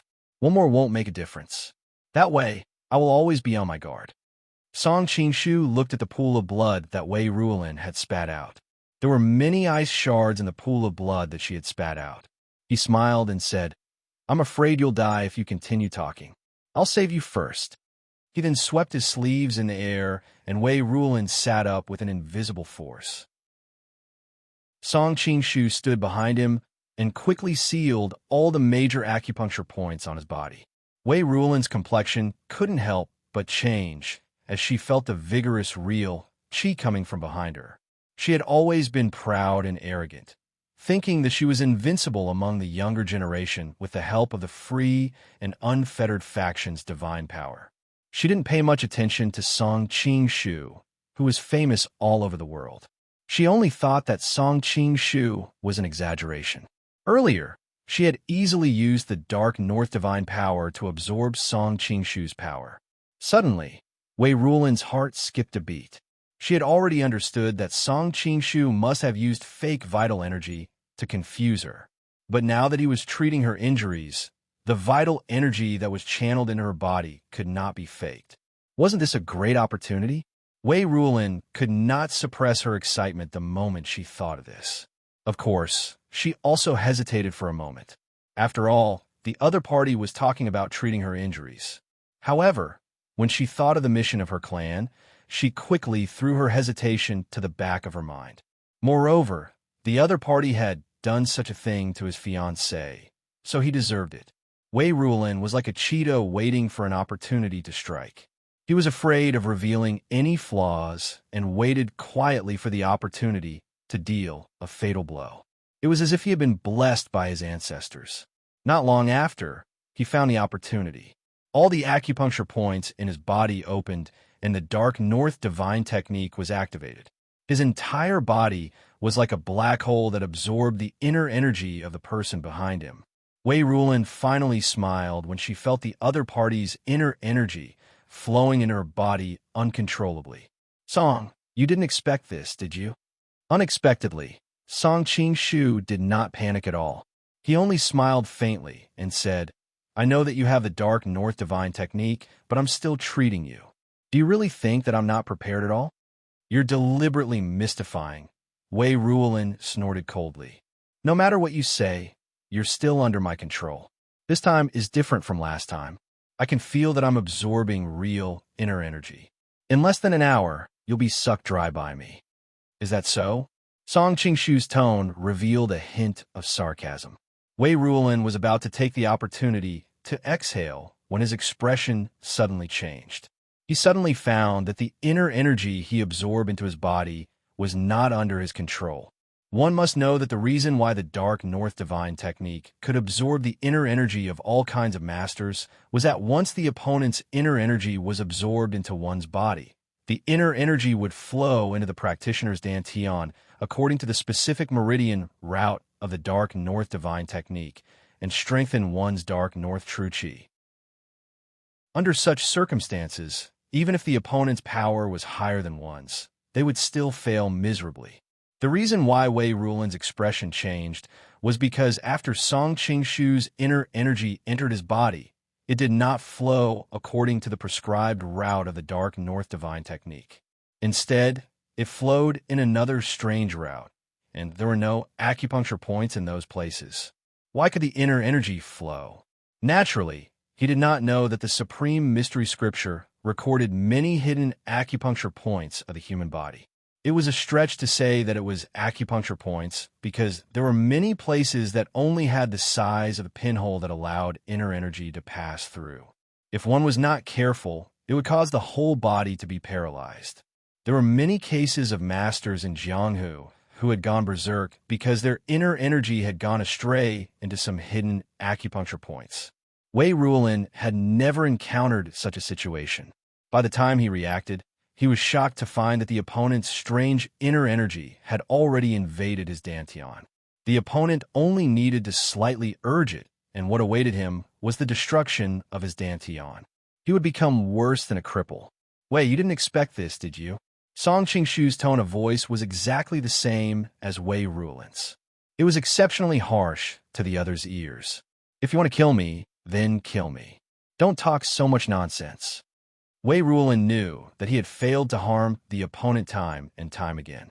This time, the opponent would definitely not let him go, so he might as well be stubborn to the end. Don't pretend to be a hero in front of me.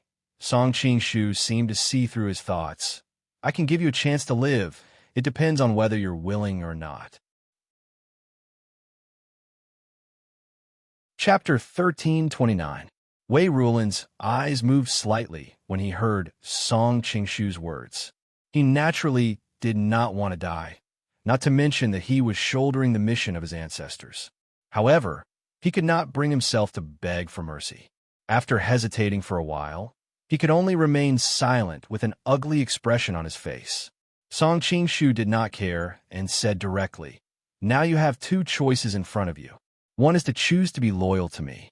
From now on, everything you have belongs to me, including your fiancée." Wei Ruolin's face could not help but tremble when he heard this. He said coldly, "If you don't agree, will you die? You're very smart. You deserve to be the top scholar outside of Donghua Gate." Song Qingshu's words of praise sounded particularly harsh to Wei Ruolin's ears. The other choice is to die directly. Of course, I will also take good care of your fiancée, Wei Ruolin said angrily. If the world knows what you said, they will know how despicable and shameless you are. Song Qingshu smiled. To deal with despicable and shameless people, we naturally use despicable and shameless methods. All right, let's not talk so much nonsense. Make your choice. Wei Ruolin's eyes flickered. In fact, it was not difficult for him to choose. As long as he was alive, everything was possible. He could succeed in his revenge. He could complete the mission of his ancestors. As for loyalty, would he not regret it in the future? It was not difficult to make a choice. The difficult part was how to make the other party believe in his loyalty. Wei Ruolin did not believe that Song Qingshu would be so kind. If it was just a trap for him to jump into, he would still end up dead, and it would be an even more embarrassing death. What do you see in me? Wei Ruolin was indeed a talented top scholar. He quickly thought of a way. Although I am proud of my talent, it is obviously not enough to cover up my potential threat to you. If I were you, I would never be so unwise as to nurture a tiger. What do I see in you? Song Qingshu looked at him with a faint smile. If I said that I like your fiancé, would you believe me? Hearing his words, Wei Ruolin's handsome face instantly turned red. The words "you have gone too far" crossed his mind. However, he was worried that he would lose his last chance to live, so he swallowed the words back. You are very smart. You know how to retreat in order to advance and dispel my wariness. Song Qingshu stopped smiling and his voice became cold. The reason why he gave Wei Rulin a chance to live was not because he had taken a fancy to her as his fiancée, but because a living Wei Rulin was definitely more valuable than a dead one. He already had a vague outline of a plan in his mind, and he wanted to use Wei Rulin in it. But you overestimate yourself. You're not qualified to be my opponent, and you can't pose any threat to me. Song Qingshu glanced at him as if he was looking at Nan. Under his gaze, Wei Rulin felt as if Mount Tai was pressing down on him. Even breathing was very difficult. It was only when his opponent moved his gaze that he was able to gasp for breath. His whole body was already drenched in cold sweat, as if he had just climbed out of the water. At this moment, he finally understood that his opponent's strength was beyond his reach. Even if he trained for a lifetime, he would never be able to catch up to his opponent. Although I can't beat you, I have long heard that the Golden Snake King has many female friends in Jianghu. It will be much easier for me to deal with them. Wei Rulin braced himself and said. He did not want to court death, but at this moment, his mind was filled with the godlike gaze of the other party. He was clear that he was on the verge of a mental breakdown. If he could not find a reason to support his beliefs, he would forever live under his shadow and would never be able to muster the slightest bit of resistance. He could choose to live humbly for the sake of his family's mission, but if he lost his courage and beliefs because of his opponent, then he would never be able to complete his mission. Song Qingshu said indifferently, You are a smart person, and smart people know how to weigh the pros and cons. You know the consequences of doing this, so unless you are confident that you can defeat me, you will never dare to lay a hand on them. He had just used 100% of his power to perform the soul-shifting technique on Wei Rulin, which was why Wei Rulin had such a big reaction. However, although the soul-shifting technique was magical, its effect was greatly reduced against an expert of Wei Rulin's level. Against an ordinary person, with Song Qingshu's current cultivation, he could even use the soul-shifting technique to turn them into an obedient slave. However, as the target's martial arts became higher or they became stronger, they would not be able to achieve this effect. At most, they would only be able to temporarily confuse the target's mind. To deal with such an expert, one could only use the soul-shifting technique to leave a soul imprint on them. This would subtly influence their behavior and way of thinking, similar to the psychological suggestions of later generations. The soul imprint that Song Qingshu left on Wei Rulin was to create a feeling that he was far stronger than him, that he could not resist and could only choose to submit.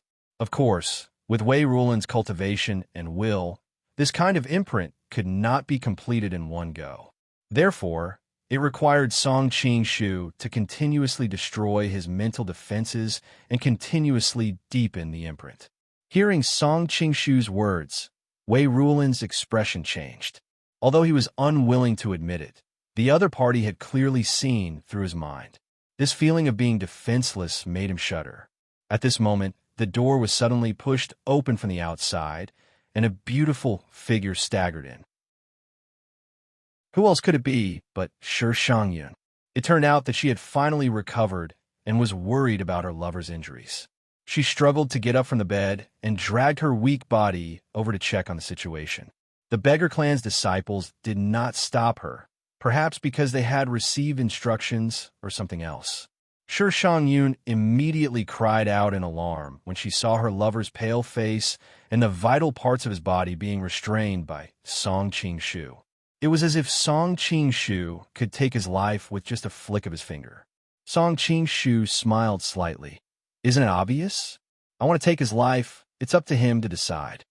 Shi Shangyun suddenly felt as if she had been deceived, and a line of blood rushed to the top of her head. "But you promised me that you would save him." She had made such a huge sacrifice, but the other party actually did not acknowledge it. Although he did not really eat her, the degree of his actions was not much different from losing his innocence. Thinking of the embarrassing scenes from before, she was ashamed and angry, and her whole body could not help but tremble. "I did promise to help you save him, and I also fulfilled my promise. Otherwise, he would have died from the cold poison attacking his heart by now," Song Qing-shu replied indifferently. "Then why do you want to take his life?" Sure, Shang-yun even wondered if Song Qing-shu was playing some kind of word game with her to trick her. "You should ask your sweetheart about this," Song Qing-shu sneered. Question mark. Sure, Shang-yun looked at Wei Rulin in confusion, but the other party pursed her lips and turned her head to the side. "It seems that he also knows how to be embarrassed," Song Qing-shu said with a face full of mockery. "Your good lover took advantage of the time when I was healing him to bite the hand that fed him. He even used the northern underworld divine technique to try and absorb my inner strength. Do you think I will let him go after this again and again?" Sure, Shang-yun almost fainted when she found out about this. She glared at her lover, angry and disappointed. "Brother Wei, how could you do such an unwise thing?" There were still some words that she couldn't say. In order to save him, she had even sacrificed her chastity. In the end, his unwise actions made all of her sacrifices meaningless. Wei Rulin was originally brooding over the deal between her fiancé and Song Qing-shu. Now that she heard the accusation in his tone, she immediately exploded. "What I want to do is none of your business. You did such a shameful thing yourself, and you still have the face to accuse me?" Hearing him mention this matter, Sure Shang-yun's face instantly paled. She couldn't help but turn her head and angrily glare at Song Qing-shu.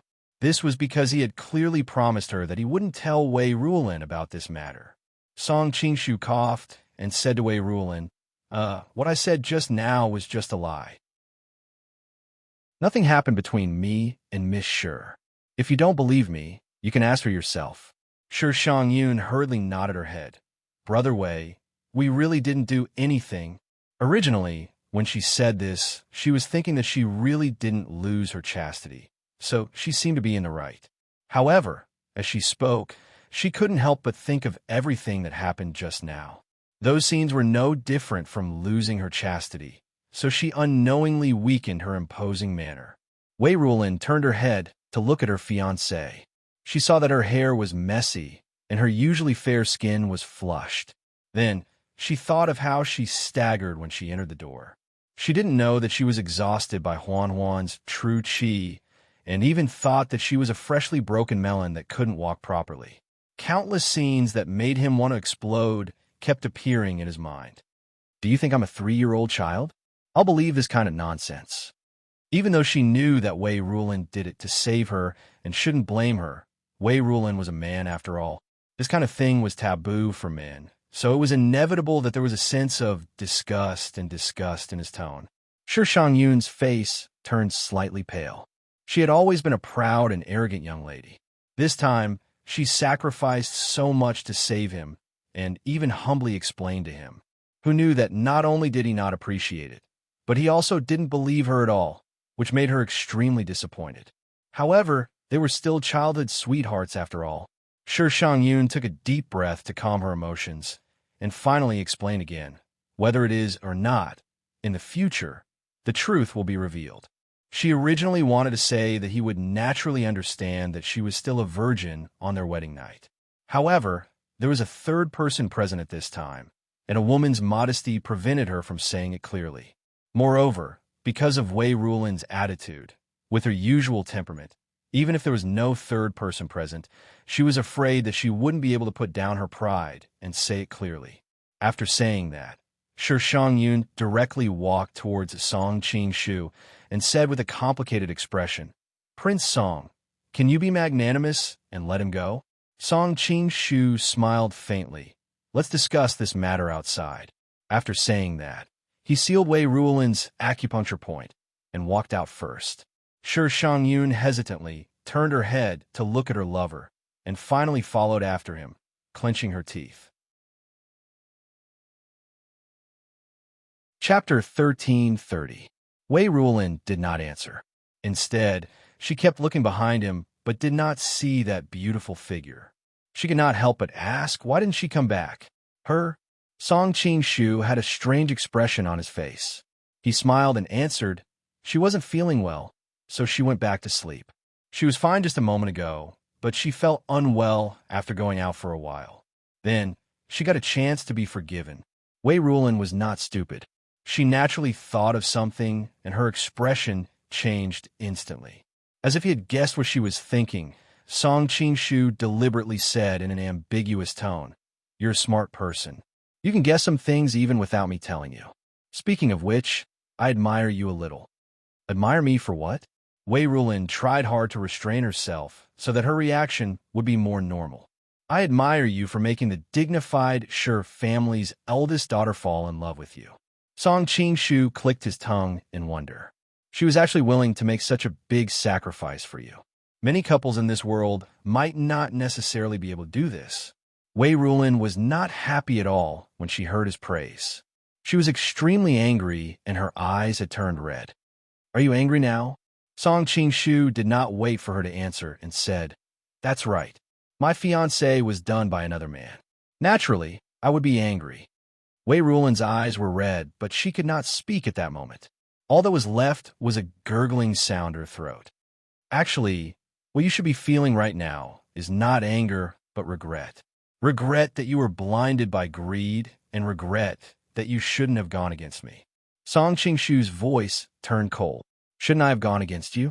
Wei Rulin muttered to herself. She could not help but think that if she had not schemed against him in the beginning, she would not have fallen to such a state. Song Qing-shu's pitch-black eyes became incomparably deep. Looking at the other's dazed expression, the corners of his lips curled up slightly as he slowly said, Because of your actions, your life is hanging by a thread. You even had to rely on your fiancée to sell her body to obtain the qualifications to live. Remember what happened today.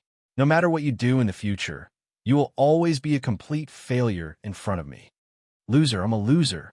Wei Rulin appeared to be a very determined person from all aspects, but after experiencing great joy and sorrow today, and then being stimulated by Song Qing-shu using Shi Shang Yun in various ways, cracks would appear in her heart no matter how strong she was. At this moment, the word loser kept reverberating in her mind. She looked as if she had lost her soul, as if she had lost her parents. Song Qing-shu had been waiting for this opportunity. He took the opportunity to leave a mark in the depths of the other party's heart that they did not dare to make an enemy out of him. Of course, it was not that he did not want to make Wei Rulin his slave, but he could not do it.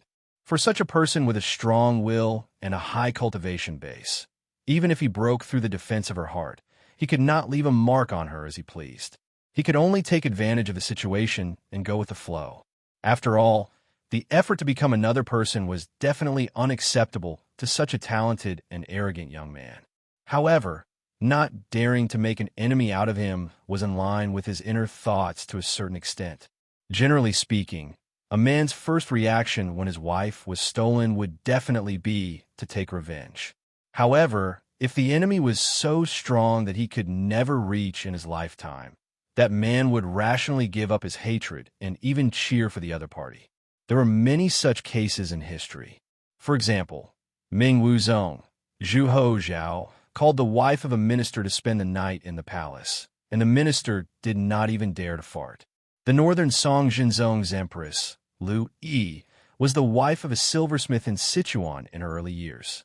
Later, after entering the palace, she was limited by the lack of foundation and helpers, so she called her ex-husband into the palace to serve as the emperor's imperial bodyguard. In the end, that silversmith did not have any hatred for his wife, and loyally guarded his wife's current husband throughout his life. Why would such a thing happen that defied common sense? There was no other reason than the huge difference in strength between the two parties. Although women were important to a man, they were not necessarily the most important. Seeing Wei Rulin's dazed expression, Song Qing-shu knew that his plan had succeeded. Naturally, he had no interest in staying here to talk nonsense with her, so he directly left the room. Meanwhile, Shi Shang Yun was waiting for him in another room. Seeing him enter, she hurriedly stood up. How is Brother Wei? Don't worry, he won't die. Song Qingshu had just healed him. Although he was interrupted by Wei Rulin's northern underworld divine art, he had already successfully dispelled most of the cold poison in his body. Although he had not fully recovered, his life was no longer in danger. Then, when can we leave? Hearing that her lover was safe, Shi Shangyun secretly let out a sigh of relief and hurriedly asked, You can leave at any time. Shi Shangyun did not have the time to rejoice. Song Qingshu's next sentence made her stunned on the spot. But when did I say that Wei Rulin could leave? Shi Shangyun subconsciously replied, Didn't you promise me before? I only promised to save him. I did not promise to let him go. Song Qingshu smiled like an old fox. You. Shi Shangyun immediately realized that she had fallen into a verbal trap. After you persuade your father to launch the censure according to the agreement, I will naturally let him go. Song Qingshu did not want to overstimulate him and cause him to have any reverse psychology, so he immediately said, Actually, you don't have to overreact. If I let him go now, it would be harming him. As expected, Shi Shangyun's attention was diverted. What do you mean? Didn't I say it before? When I was healing him, he used northern underworld qi to harm me, causing the treatment to be interrupted. The cold air flowed back into his internal organs, so I need some time to completely heal him. Song Qingshu's skill in deceiving people had reached perfection. When he spoke, his face was serious, and his heart did not beat fast. So that's how it is. Shi Shangyun knew that what had just happened was not related to him. If you are worried, you can continue to stay here to accompany him. Song Qingshu suddenly laughed. I don't want to. Shi Shangyun subconsciously exclaimed. I'm afraid that Wei Rulin will be sad if she hears this. Song Qingshu said with a faint smile. I'll go back first.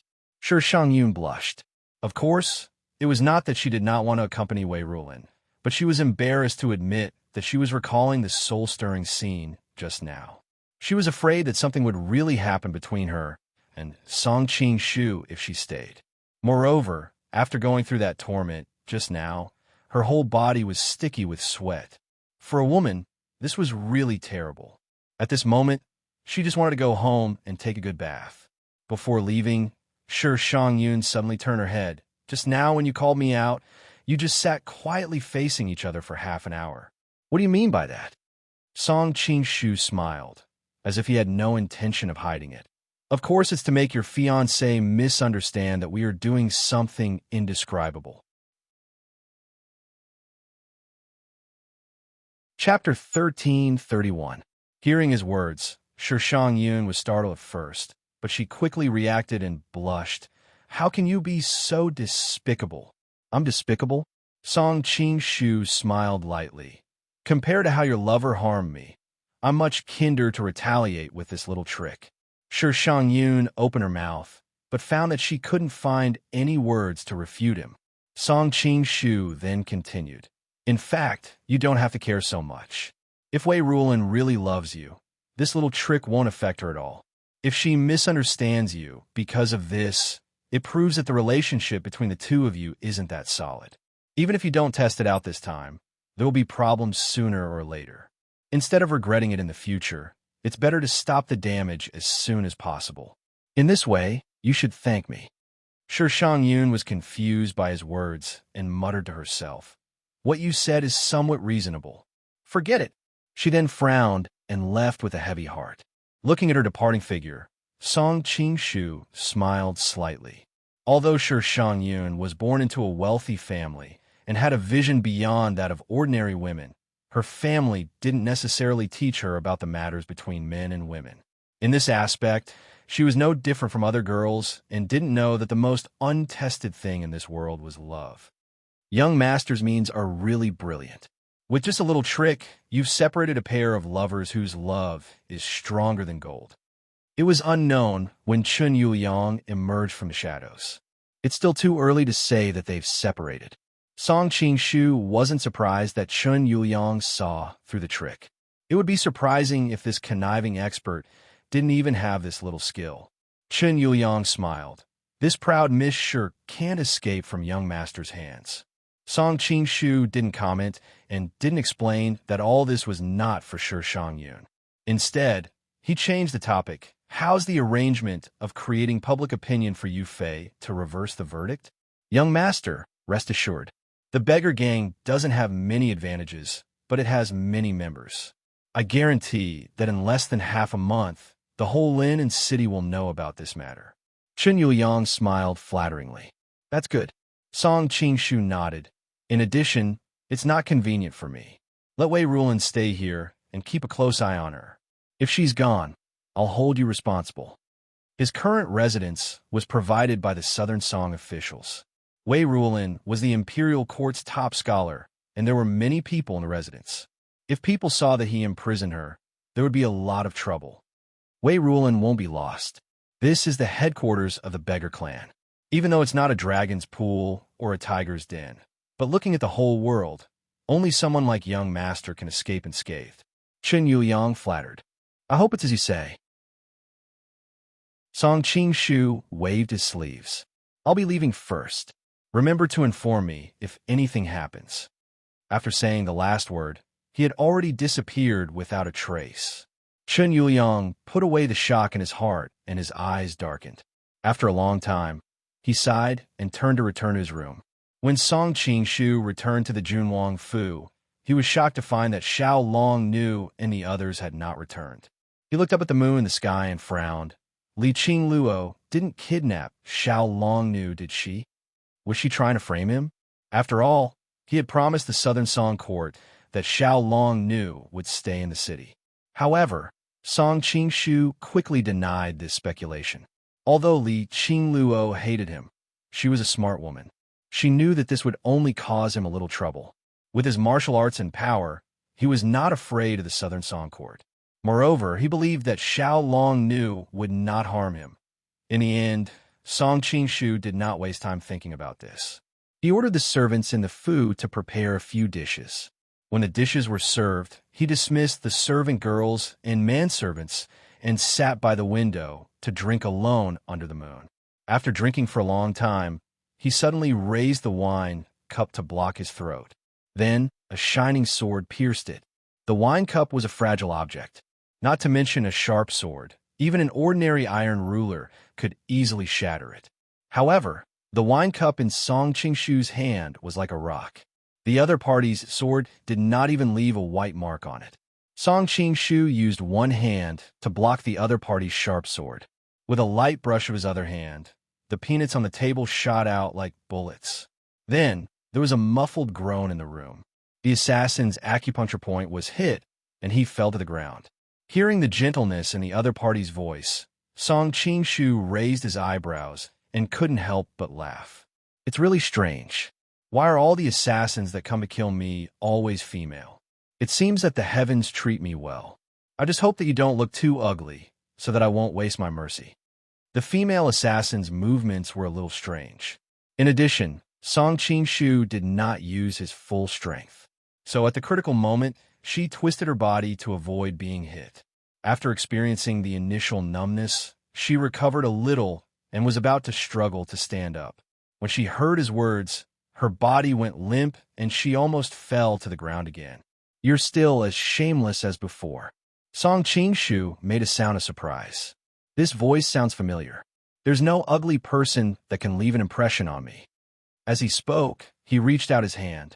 The woman tried to dodge, but the veil on her face was still removed, revealing a charming and affectionate face. So it's the White Lotus School's Saintess Tang Sire. No, I should call you Fumini. Song Qing-shu sat down on a chair calmly. Speaking of which, you barged into my room in the middle of the night. Don't tell me you're lusting after my manhood. Although Tang Sire was usually seductive in the White Lotus School, she was still defeated by Song Qing-shu. How can you be so shameless? Ladies' room. Ugh. Don't blame me for not reminding you. You should be more polite to your master, Song Qing-shu said calmly. Tang Sire's face darkened. What master? It seems that women are indeed forgetful creatures. Song Qing-shu sighed. Don't tell me that you don't even remember that you've been poisoned by my 3 corpses brain divine pill and leopard embryo muscle tendon-changing pill. At this point, he began to despise himself for not having any tender feelings for the fairer sex. He had actually poisoned such a seductive beauty with such a vicious poison. Moreover, he had poisoned her with two at the same time. A hint of indignation flashed across Tang Sire's face when she recalled her trip to the Gene Kingdom. However, she quickly restrained herself and took a deep breath. I haven't forgotten. You haven't forgotten? You still dare to assassinate me? Song Qingshu's voice turned cold. Although it's still a long time before the poison takes effect, I can fulfill your wish if you want to die. Tang Sire bit her lip. There was not a hint of anger in her voice. If I can't save Wei Ruolin, there's no point in me living in this world. Chapter 1332. Song Qingshu did not expect Tang Sire to have come for Wei Ruolin.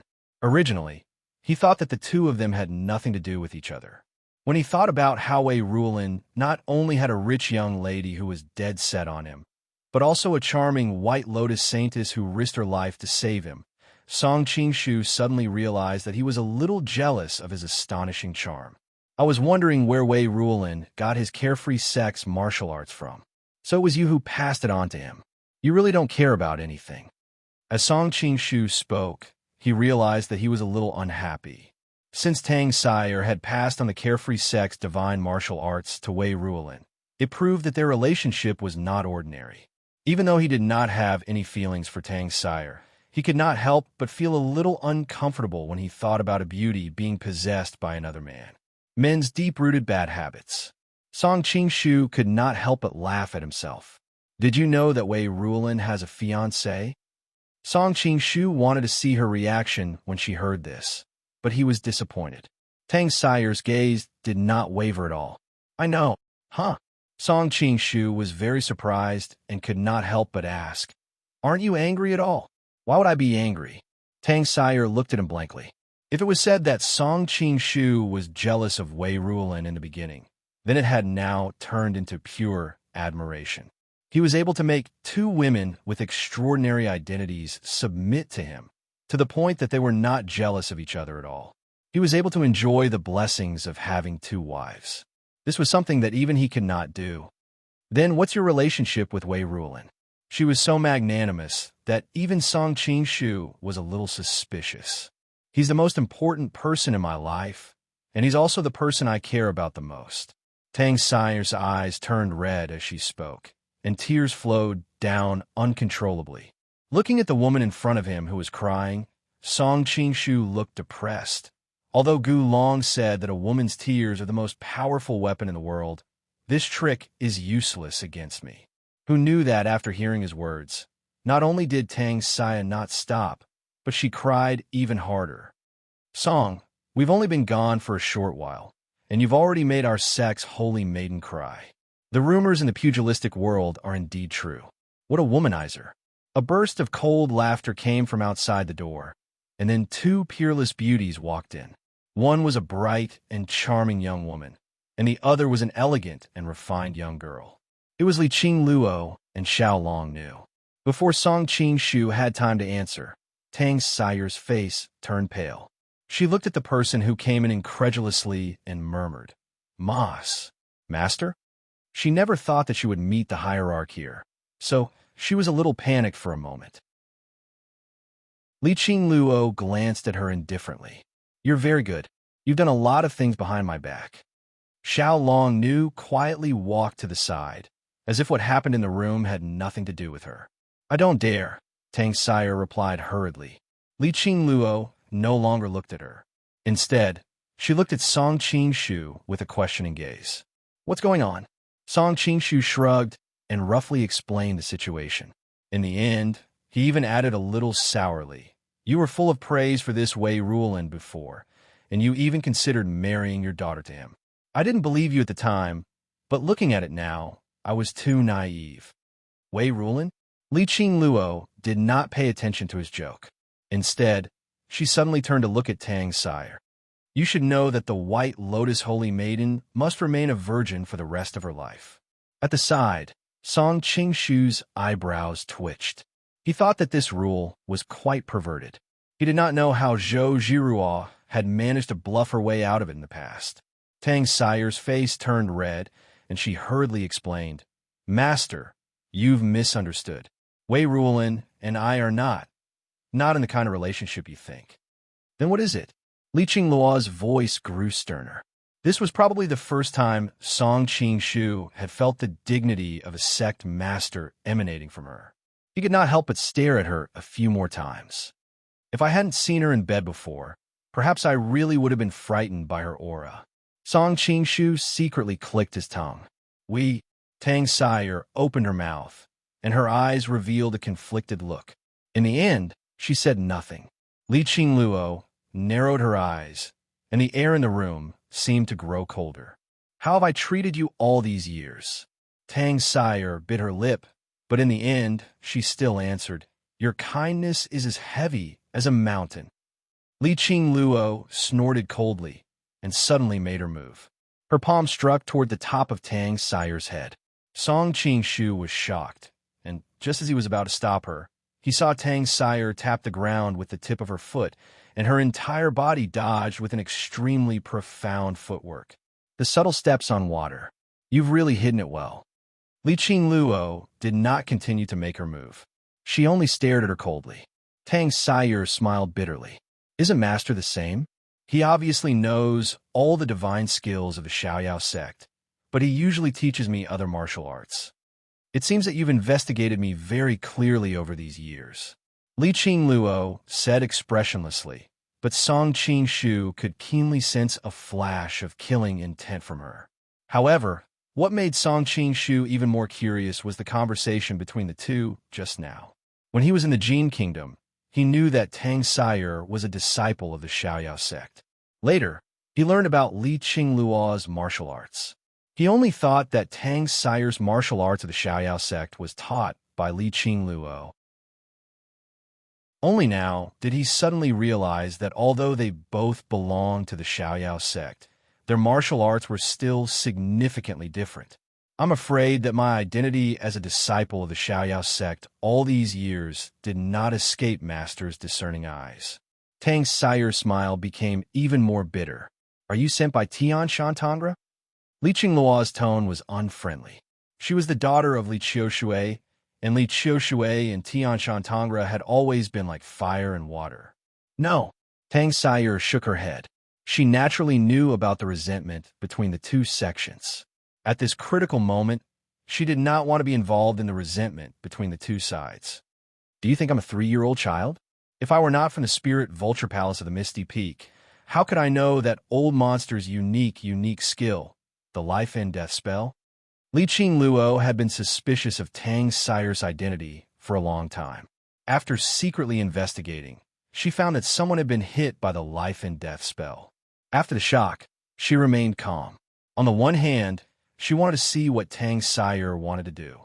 On the other hand, she planned to beat Tian Shantangra at her own game at the critical moment. Just now, Li Qingluo was just trying to scare Tang Sire. She didn't really mean to hurt Tang Sire. She knew that with Tang Sire's intelligence, she would never do anything impulsive.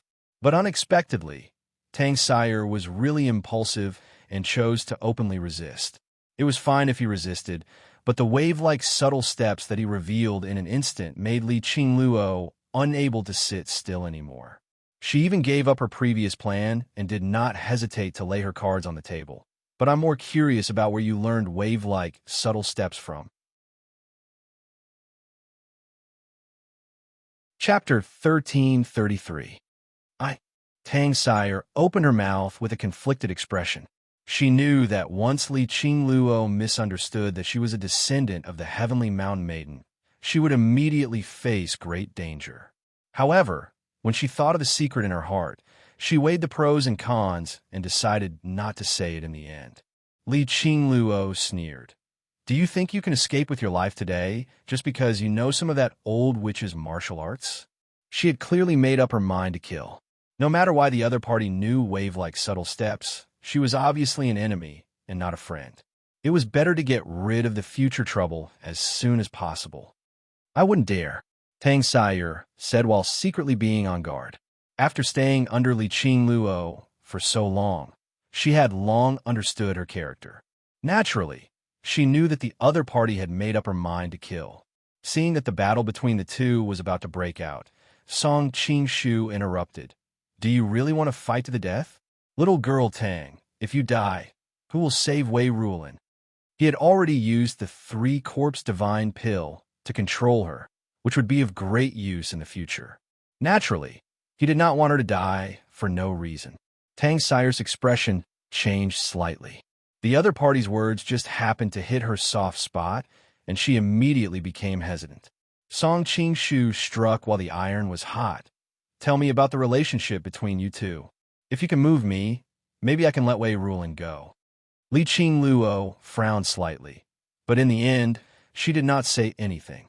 As for Xiao Longnu, she had a cold expression throughout, as if she did not see what was happening in the room. Tang Sire struggled in her heart for a long time. Finally, Song Qingshu's words moved her, and she finally said, Wei Rulin is my younger brother. Younger brother? Song Qingshu was startled. He did not expect that they would have such a relationship. One was a scholar with a bright future, and the other was a witch from the White Lotus Society. No matter how he looked at it, they should not have a relationship at all. Younger brother? Li Qingluo also frowned and asked. Yes. Tang Sire nodded. Younger brother. As far as I know, your real name is Fu Mini. Is Wei Rulin also surnamed Fu? Song Qingshu could not help but ask. Tang Sire shook her head. Actually, I don't believe in Fu, but my surname is Chai. Chai. Song Qingshu didn't react for a moment. That's a rare surname. Chai roams firewood. Tang Sire's red lips parted slightly. These few words shocked everyone in the room. You're a descendant of the Chai family? Song Qingshu was extremely surprised. One had to know that compared to the two brothers, Zhao Kuangyin and Zhao Guangyi, he liked Chai Rong more. Chai Rong was shockingly talented and was as dazzling as the sun. Originally, it was inevitable that he would unify the world, but it was a pity that the heavens were jealous of his talent. He died of illness at the age of 30, leaving behind an orphan and a widow, allowing the Zhao brothers to enjoy the fruits of their labor. Tang Sire didn't answer him.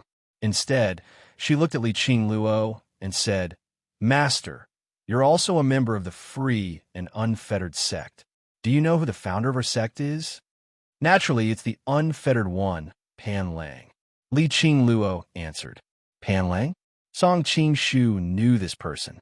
He was a famous hermit and scholar in the early years of the Northern Song dynasty. His style of writing was similar to Jia Dao and Meng Jiao. Similar to other scholars in the Song dynasty, he also had a nickname, the Unfettered One. Song Qingshu originally thought that he was just a down-and-out scholar, an impetuous hermit. Now that he heard Tang Sire's words, it was both unexpected and reasonable. The Unfettered One, the free and unfettered sect, how could there be no relationship between them? Master, do you know the background of our founder? Tang Sire asked. Li Qingluo shook her head. Our founder was an extremely knowledgeable man with extraordinary martial arts skills. However, he has always been mysterious. The people of Jianghu don't even know much about the free and unfettered sect, let alone our founder. Tang Sire said in a sorrowful tone. Back then, after the wise martial Emperor Xiaowen passed away. At this moment, Xiao Longnu, who was at the side, suddenly asked, Who is the wise martial Emperor Xiaowen? Song Qingshu was also confused. Although he knew more than the average person as a transmigrator, he couldn't remember the complicated posthumous titles of ancient times.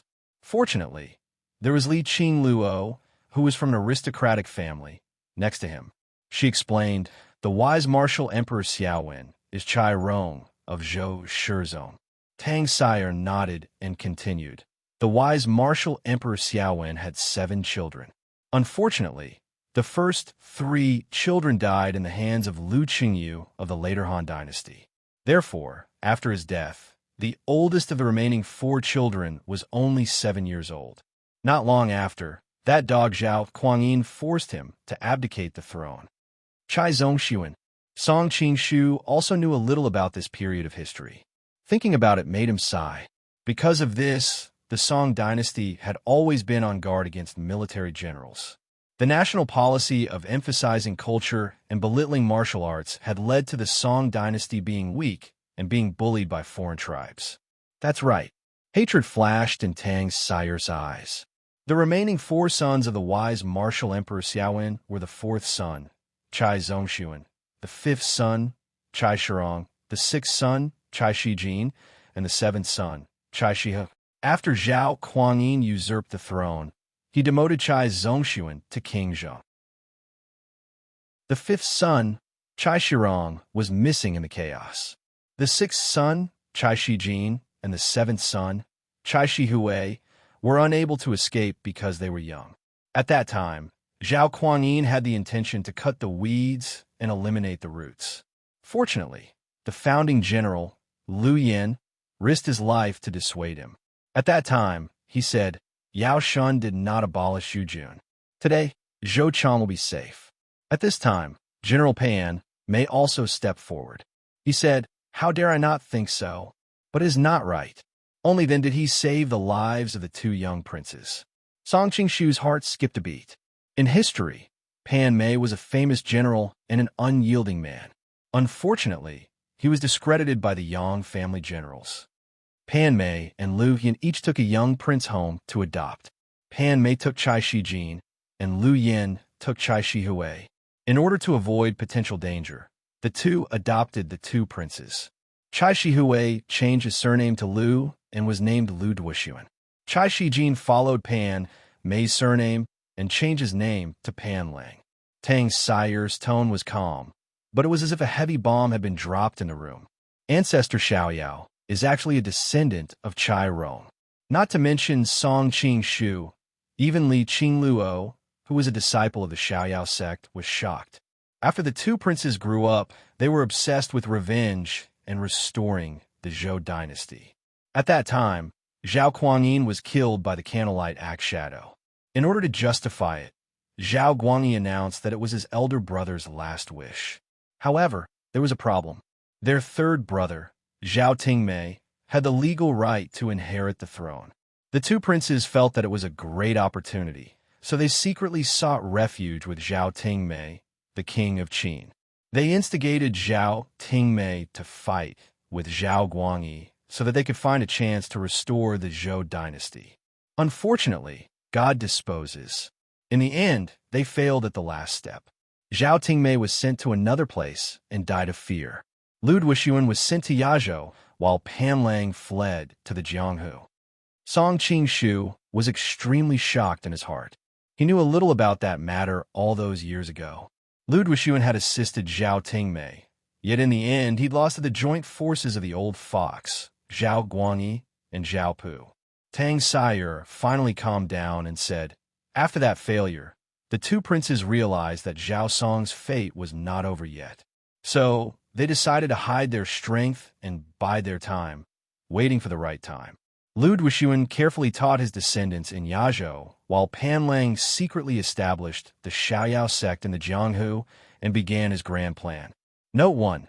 In history, Chai Shijin changed his name to Pan Weiji and Chai Shihue changed his name to Liu Xian. Here, the image of Pan Lang and Liu Duoshuan was grafted onto them. Chapter 1334. A Grand Plan. Song Qingshu thought about the mysteriousness of the Xiaoyao sect. The more he thought about it, the more shocked he was. Tang's sire continued. Pan Lang had 3 disciples in his life. The eldest disciple was at the misty peak of Heaven Mountain. He secretly made arrangements in Jianghu and controlled the power of the 72 caves on the 36 islands. Song Qingshu and Li Qingluo looked at each other and immediately understood that the eldest disciple she mentioned was Heaven Mountain Tonglao. The second disciple was placed in the Central Plains. He recruited disciples and waited for the Central Plains to change. Tang sire looked at Li Qingluo thoughtfully. Humph, that heartless man. Li Qingluo snorted. She obviously had a lot of resentment towards that person. Song Qingshu's expression was strange. He knew that the second disciple was Wu Yizi. He couldn't help but say, "Between him and your mother, it's hard to say who's wrong." With Li Qiushui's fickle personality, Wu Yizi's head was not just green, but green like a grassland. Li Qingluo held her breath. She obviously knew what he was implying. She couldn't help but say, "That man had a change of heart first. If he didn't fall in love with someone else, my mother wouldn't have become like that. I wouldn't have to wander around in Jianghu. Who can say for sure about feelings?" Song Qingshu seemed to have thought of something and couldn't help but sigh. Li Qingluo laughed coldly and said, "That's just the excuse you men use. That heartless man could have liked anyone, but he just had to like." She suddenly realized something and couldn't help but glance at Xiao Longnu beside her. She swallowed the words that were about to come out of her mouth and said, "He just had to like an underage girl. What a pervert, disgusting, Song Qingshu actually wanted to say that he didn't discriminate against all kinds of fetishes. Everyone had their own preferences, but seeing Li Qingluo's cold expression, he wisely didn't say what he really thought. "Look at your little cousin. I can roughly guess why he fell so deeply in love with her." Li Qingluo looked at the elegant and refined Xiao Longnu beside her. She had to admit that what he said was very reasonable. Back then, her aunt was also this peerless in her generation. If she was a man, it would be very difficult for her to resist her charm. Xiao Longnu was confused by the two's gazes and couldn't help but ask, "Why are you looking at me?" "It's nothing." Song Qingshu smiled. He couldn't tell her that her uncle had fallen in love with her mother. In terms of beauty, figure, and temperament, how is my mother inferior? At the end of the day, you men are just too hateful. You like the new and dislike the old." Over the years, Li Qingluo had captured quite a number of heartless men in the world of wanderers and brought them to Montauk Villa to be fertilizer for her flowers. On the surface, she had become a resentful woman after being abandoned by Duan Zhengchun, but in truth, what happened to her parents in the past had become a knot in her heart that she could not get over. Clothes are not as good as new, and people are not as good as old. Don't judge a man to death. Song Qingshu coughed twice and couldn't help but defend himself. When Tang Sayer saw that the two of them seemed like they were about to get into an argument, she rolled her eyes. She did not have the time for this right now, so she quickly raised her voice and pulled the two's attention back. Pan Lang's third disciple was sent to the northwest to help the Dongxiang people build their own country. He became a great threat to the Song kingdom. Song Qingshu cast a surprised glance at Li Qingluo. "Your mother is really a powerful person. Not only is she skilled in martial arts, but she also has brilliant methods. She even helped the Dongxiang people build their own country. It's no wonder that after she parted ways with Wu Yazi, a married woman could still become the Shishia's imperial concubine." In the end, Pan Lang also gave his son a secret mission. According to rumors, he snuck into a great martial arts sect in the Central Plains.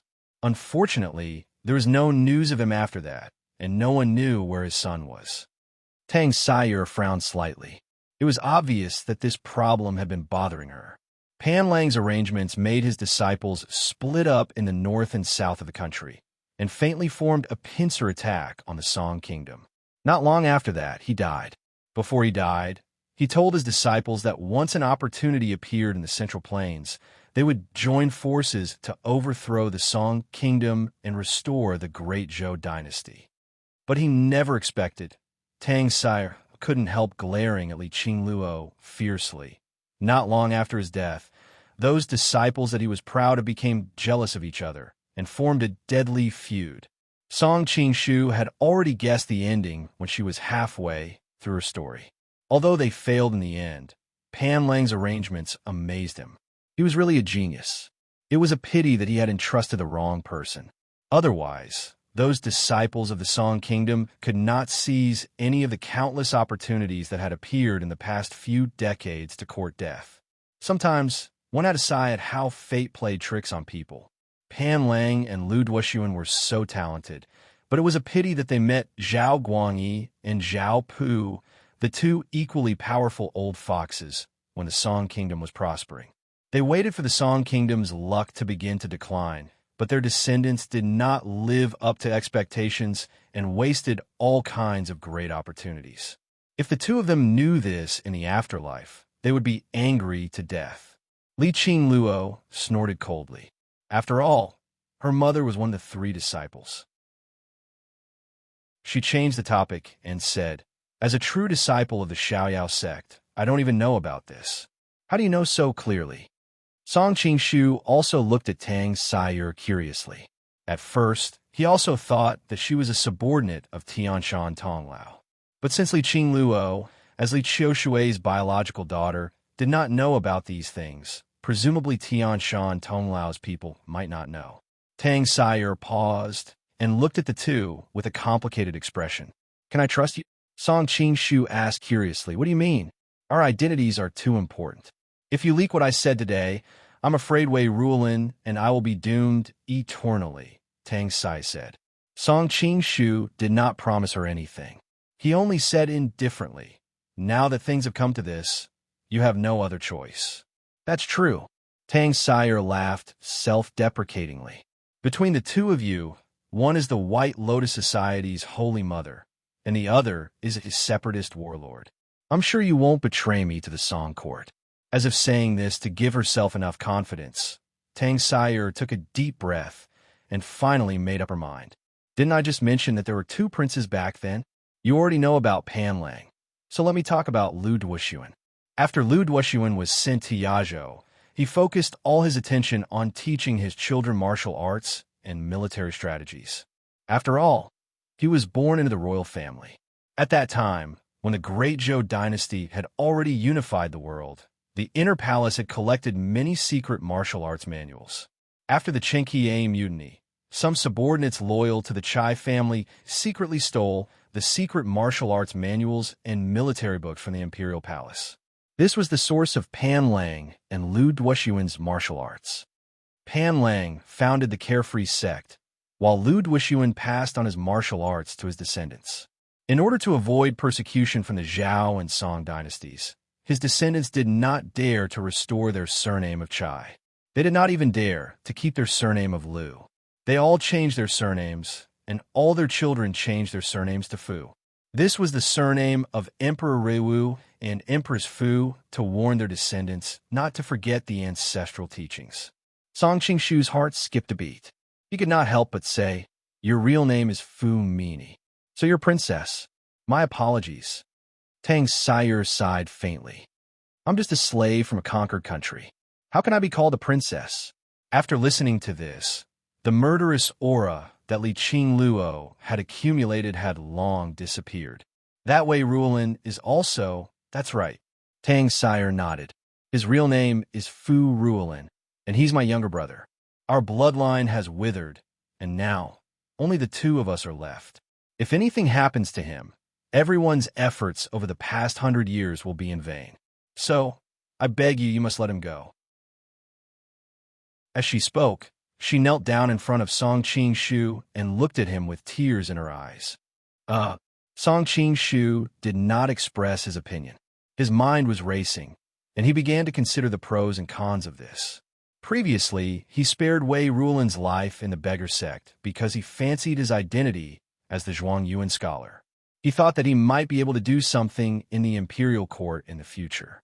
However, he did not expect that Wei Ruolin was a descendant of the royal family. Unlike Murong Fu, who was a member of the royal family from 8 lifetimes ago, Wei Ruolin was a legitimate member of the royal family from the previous dynasty. Now, many people in the Great Song dynasty sympathized with the Chai family. Coupled with the humiliation of Jinkong, many people in the Southern Song dynasty had begun to have ideas, a rare commodity worth hoarding. Song Qingshu thought of Lu Buwei. However, he did not dare to be careless. Although the national policy of the Song dynasty had always been weak against external enemies, it was extremely strong in suppressing internal enemies. If Wei Ruolin's identity was exposed, it was very likely that he would get into trouble and would have to face the thunderous attack of the Southern Song dynasty. While Song Qingshu was weighing the pros and cons, Li Qingluo's attitude made a 180-degree change. Previously, She thought that Tang's sire was a spy sent by the heavenly mountain maiden, which was why she wanted to kill her. Now that she knew that she was not, the feelings of a teacher and a disciple of the past gradually surged up in her heart. Moreover, when she thought of the brother and sister's unswerving determination to complete the ancestor's last wish, she thought of how she had to endure all these years in order to avenge her aunt. Li Qingluo could not help but empathize with her. She touched her hair with pity and turned to Song Qingshu and said, "The one with the surname Song, there is no fundamental hatred between the two of you. Moreover, to a certain extent, your interests are still the same.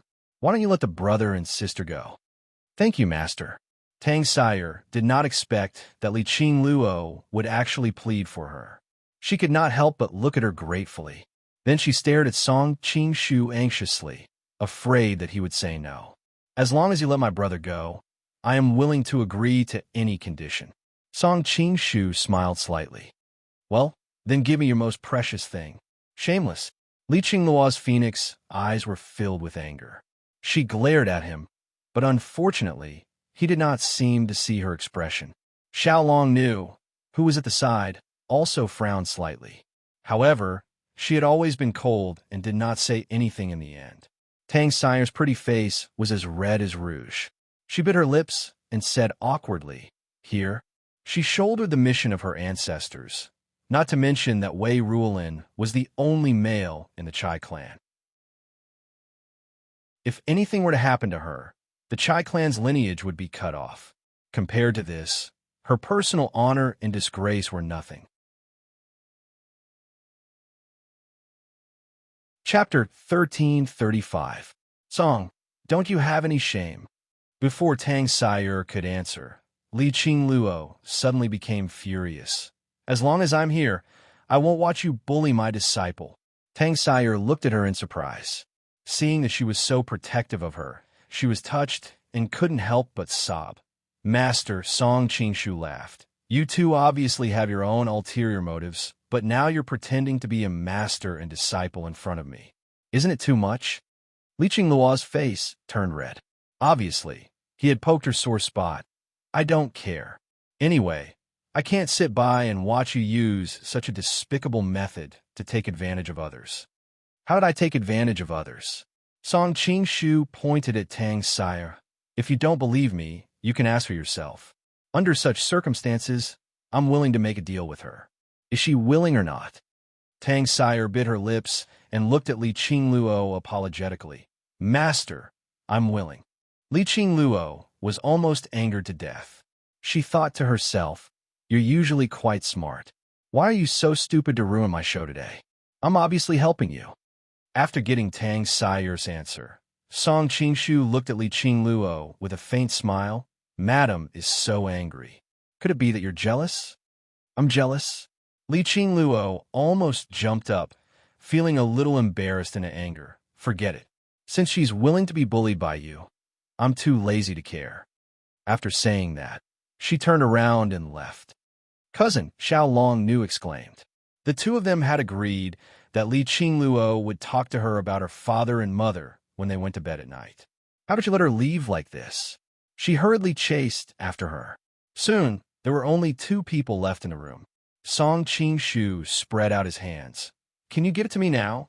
Tang's sire's face turned red, and at the same time, a trace of anger flashed in the depths of her eyes. But now, she had no other choice but to look up at him. "They may come back at any time." "Are you sure you want me to give it to you now?" "It doesn't matter. I don't have any other strong points, but I can guarantee that I can get it done quickly." Song Qingshu patted his chest and promised. "It'll be done soon." There was a hint of contempt in Tang's sire's eyes, but she didn't say anything. She got up and closed the door. "Why did you close the door?" Song Qingshu was startled. Tang's sire rolled her eyes at him in annoyance, thinking, "You're quite good at pretending. No matter what, I'm also of royal blood and have a sense of shame. How can I do this kind of thing with my door wide open?" "Forget it. Let's hurry up." Song Qingshu finally understood that the other party was afraid of eavesdropping.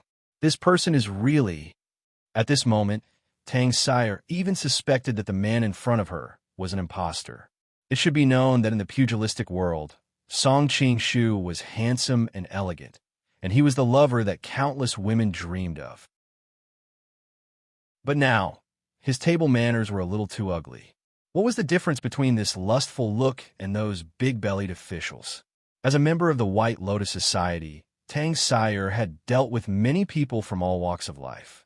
There were many spies in the society and the brothels, and over the years, Tang Sire had seen many men's ugly behavior.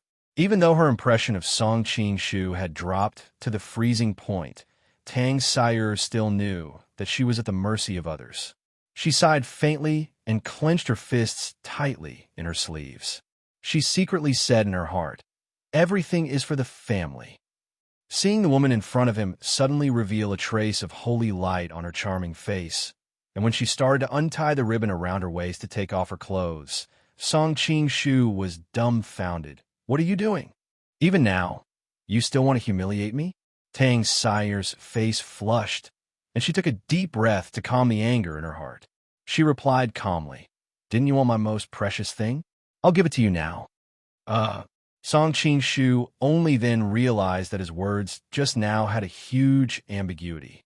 Although he didn't mind taking the opportunity to admire Tang Sire's beautiful body, it was too unstylish to do so. "I didn't mean that." Tang Sire stopped what she was doing and asked subconsciously, "Then what do you mean? The so-called most precious thing of yours is the martial arts passed down in your family, such as the life-death talisman, wave-like subtle steps, and so on." "It's not that." Song Shu laughed awkwardly. Tang Sire's face instantly turned red, and she stared at him with her almond-shaped eyes. "You mean my body is not as precious as those martial arts?" I have many female friends around me, and we don't have any feelings for each other. Why would I want her body?" Seeing that the woman's face was getting uglier, Song Shu wisely shut his mouth. You're going too far." Tang Sire was born beautiful, and as the White Lotus School's holy maiden, all the men in the pugilistic world were infatuated with her every frown and smile. No one was like this person in front of her, who took the initiative to throw herself at him, and actually rejected her. Song Shu shrugged. "Miss Fu, I don't want to continue arguing with you about this. You'd better hand over those martial arts quickly." "No, these are all secrets. How can I be the center of my family?" Tang Sire still couldn't calm down when she thought about it. Song Shu sighed. "If you cause your family to lose its lineage, you'll really be the center of your family." Tang Sire finally calmed down from her anger, and after thinking about the pros and cons, she had to admit that he was right. "What do you want to learn?" Ignoring the dissatisfaction in her tone, Song Shu smiled and said, "Of course, I want to learn all of them." Objectively speaking, with his current cultivation base, the carefree sex martial arts could not improve him much. However, there were many mysterious aspects in the carefree sex martial arts that could be used for reference, such as the wave-like subtle steps to dodge, the life and death talisman to control people, and a northern underworld divine power, which could turn a person who didn't know martial arts into a martial arts expert in a short period of time. All of these would be of great help to him when he fought for hegemony in the world in the future. "What?" Tang Sire was shocked and angry. "That's impossible." She originally thought that the ancestors wouldn't blame her if she revealed one or two martial arts in order to save her brother. However, if she revealed all of her martial arts, even if she successfully rescued her brother, she would still be the center of her family for eternity. "Why is it impossible?" Song Shu glanced at her faintly. "Since you can find me, you obviously know what your brother has done. If it's not enough repayment, how can I spare his life?" Tang Sire's expression changed. Previously, she had learned from Shang-Yun what had happened. When she found out that her precious brother had been captured by Song Shu, she was instantly infuriated and hurriedly rushed over to rescue him. Unfortunately, the gap between them was too great, and it was impossible to rescue him by force. After a fierce mental struggle, Tang Sire took a deep breath. "I can only teach you 3 martial arts at most. This is already the limit. Even if our bloodline is cut off, there is still Pan Lang's bloodline to inherit the ancestors' will. I can't let my brother and I become sinners of the Chai family. 3 then, but I have to choose which three. Song Qingshu said. Tang Sire hesitated for a moment and nodded. Okay. She thought that the martial arts of the Xiaoyao sect were extensive and profound, and at the same time, extremely mysterious. Even many people in the sect didn't know what kind of martial arts they had. As an outsider, the three martial arts that he knew were definitely not the most profound in the sect. The first one, Life and Death Note. Song Qingshu said without hesitation. He had been using the 3-corpse brain elixir and the leopard embryo muscle-changing pill to control some people before, but who knew if these strange poisons would have any unknown side effects. If he wanted to control people like Zhao Min in the future, the Life and Death Note would be more harmless. No problem. Tang Sire also guessed that he would choose this way. Originally, the Life and Death Note had a very high position in the martial arts system of the Xiaoyao sect, and it belonged to the kind of martial arts that should never be taught to outsiders. However, last time in the Jin Kingdom, it was actually solved by an outsider, which suddenly made this martial art fall from the altar. She even doubted it, so she didn't feel so bad about teaching this martial art. Song Qingshu was very satisfied with her straightforwardness and continued to say, the second one, wave-like subtle steps.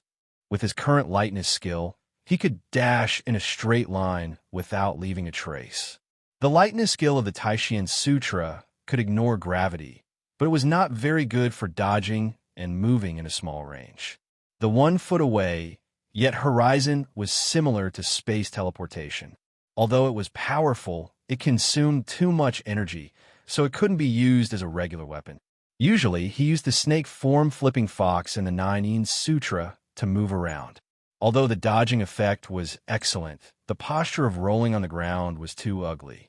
According to the saying of playing basketball in the school in his previous life, it didn't matter whether you made it or not, but the posture of shooting must be handsome. With Song Qingshu's current identity, it would really damage his image if he used the snake form flipping fox. But the wave-like subtle steps was simply a weapon to show off. Once he used it casually, he would be like a harvester. Ahem, his charm was through the sky. Okay, Tang Sire still agreed readily. She had just used it to dodge Li Qingluo's attack, so she was not surprised that Song Qingshu brought it up. Song Qingshu nodded. The last one, the Northern Underworld Divine Power. With his current martial arts, the Northern Underworld Divine Power was of no use to him at all. After all, it was impossible for him to waste all his internal force to practice the Northern Underworld Divine Power. But this method was the best tool to cultivate masters quickly. In the original work, even a weak person like Duan Yu only practiced 1 meridian of the Northern Underworld Divine Power. He absorbed a lot of internal force in Jianghu and accumulated a world-shaking internal force in a short time. If he used it to train his subordinates, he could train a large number of people to fight in a short time. Or he could teach it to some cute girls around him so that they could protect themselves when they were in danger. Although Song Qingshu had the secret manual of Absorbing Star's Great Technique before, Absorbing Star's Great Technique was only the beggar version of Dark North Divine Art. There were a lot of fatal bugs, so it was naturally not as useful as the original Dark North Divine Art. Tang Sire, who had agreed readily the first 2 times, frowned this time. I don't know this method. You don't? Song Qingshu was stunned. The martial arts of the Xiaoyao sect are broad and profound. We can't practice all the methods. We can only choose the one that suits us. Tang Sire explained. Then what internal force do you practice? Song Qingshu asked curiously. The 8 wilderness method, the supremacy method. Tang Sire opened her red lips slightly. It is also called the eternal youth method. Chapter 1336. Tang Sire stared at him with her big eyes and looked at him blankly. What is a legal lowly? Ahem. Song Qingshu almost choked on his saliva when she stared at him with such a pure and innocent gaze and asked such a serious question. Legal lolas are things that perverts like a lot. Tang Sire nodded as if she understood. She thought to herself, it seems that you are a pervert. How old are you now? Song Qingshu suddenly asked. 26. Tang's sire looked embarrassed.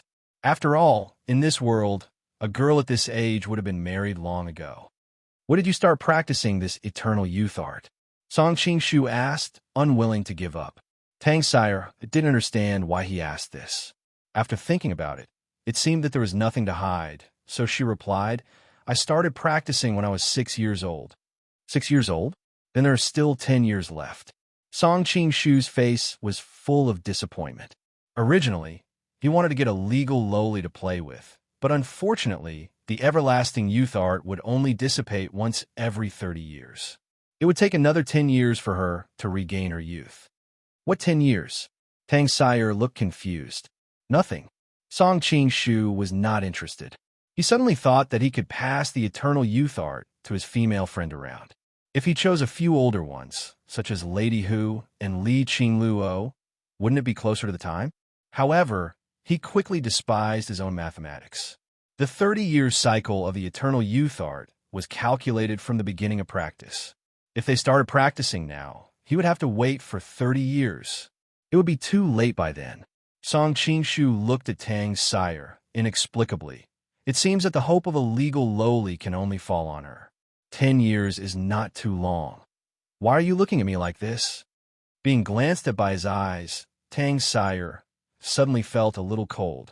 She couldn't help but take a step back with her arms crossed and looked at him warily. Ahem, it's nothing. Why don't you tell me the chant for the eternal youth art as well?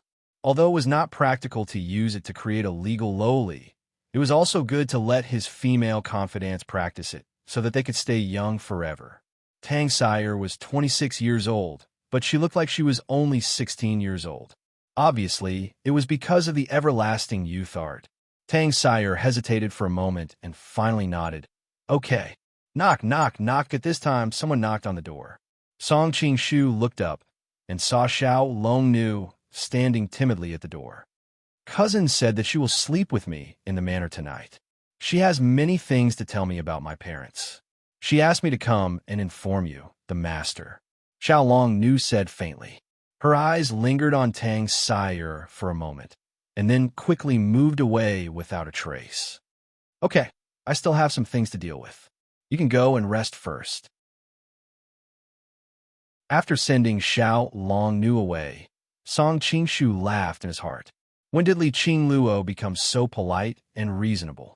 It was obvious that she sent Xiao Longnu to spy on the military situation. Fortunately, I didn't do anything to her disciple. Otherwise, wouldn't she immediately come to kill me with a knife? Then Tang's sire recited the chant of the eternal youth art. She was secretly disdainful and thought, you pretended to know, but didn't take a pen to record it. Even if you can't forget it now, I don't believe that you will remember it tomorrow. She even played a little trick and changed a few of the incantations along the way, thinking that he wouldn't know if they were real or fake anyway. However, who knew that Song Qingshu would quickly raise an objection to some of the incantations and asked if she had remembered them wrongly. She was so scared that she didn't dare to have any more thoughts. I heard that when one's martial arts reached a certain level, he could automatically complete the technique through deduction. I didn't expect it to be true. Tang's sire secretly clicked her tongue. Then she honestly told him the rest of the chant. After reciting the chant of the wave-like subtle steps, Song Qingshu instantly turned into a green smoke and moved in a room. Tang's sire was already numb to it. They were both using the wave-like subtle steps, but why was it so much more powerful than her? Song Qingshu performed it and had to admire the power of the founder of the wave-like subtle steps. Based on the 64 hexagrams of the Book of Changes, he actually developed such an exquisite footwork. Moreover, as the internal force increased, the wave-like subtle steps became more powerful. Every step of the wave-like subtle steps was closely related to the internal force. It was definitely not just walking. If someone without the foundation of internal force forced to walk the wave-like subtle steps, it would cause the danger of destroying his meridians. Let's start talking about the life and death note. After comprehending the essence of the wave-like subtle steps, Song Qingshu focused on the last martial art. If you want to learn how to make the life and death note, you must first learn how to solve the life and death note. Tang's sire paused and continued. You already knew how to solve the life and death note in the last confrontation with the Gene Kingdom, so it will be easier for you to learn it. About 1.5 hours later, Song Qingshu opened his eyes and reached out to the wine glass next to him. A stream of wine was instantly sucked into his hand. As the Yin True Qi turned, the wine turned into several thin pieces of ice, as thin as cicadas' wings. Then he raised his hand casually, and those thin pieces of ice were instantly inserted into several acupoints on Tang Sire's body. "Ah!" Tang Sire exclaimed. Before she could express her anger, a strange itch spread all over her body from those acupoints. She curled up in pain and tried to scratch the itch with her hands. However, her wrist had already been grasped by Song Qingshu. Tang Sire felt so itchy that she was about to collapse, and her hand was grasped by him. She couldn't help but curse. "Song Qingshu, you bastard, let me go. If I let you scratch, your clothes will be disheveled and your skin will be torn. Are you sure you want me to let you go?" Song Qingshu said with a faint smile. "Let me go." Tang Sire didn't care so much at this time. She rubbed herself desperately in his arms, trying to use some of the friction of her body to relieve her itch. Song Qingshu didn't expect that a girl would do this. Feeling her hot and trembling body twisting in his arms, a heat rose in his lower abdomen instantly. "Don't move. I'll undo it for you." Song Qingshu hurriedly suppressed his desire and quickly hit several acupoints on her body. Then he moved his palm on her body and used true qi to dissolve the life and death notes for her. After the symptoms were relieved, Tang Sire gradually calmed down. After the torment just now, her clothes had already been soaked in sweat. Now, the thin clothes could not block the sweat at all. She could clearly feel the temperature of the other party's palm. Presumably, the other party could also feel the tenderness of her skin. Realizing that her mood was a little wrong at this time, Tang Sire hurriedly calmed down and changed the topic. "Why did you do this to me? You lied to me with fake incantations at the beginning. I can deduce the internal strength, but I can only know if the life and death notes are real or not after I try them myself." Song Qingshu answered. Tang Sire was speechless for a moment. It turned out that he had already seen through her mind. "I'm good to you, right? I'll undo the life and death notes for you soon." Song Qingshu also felt that he had tortured her enough and felt a little sorry. Feeling his hand moving all over her body, Tang Sire bit her lip and said mysteriously, "Who knows if you want to take the opportunity to touch me?" Song Qingshu almost fell to the ground. He said angrily, "If I want to touch you, I will do it openly. Why do I have to use these dirty tricks?" Tang Sire stuck out her tongue.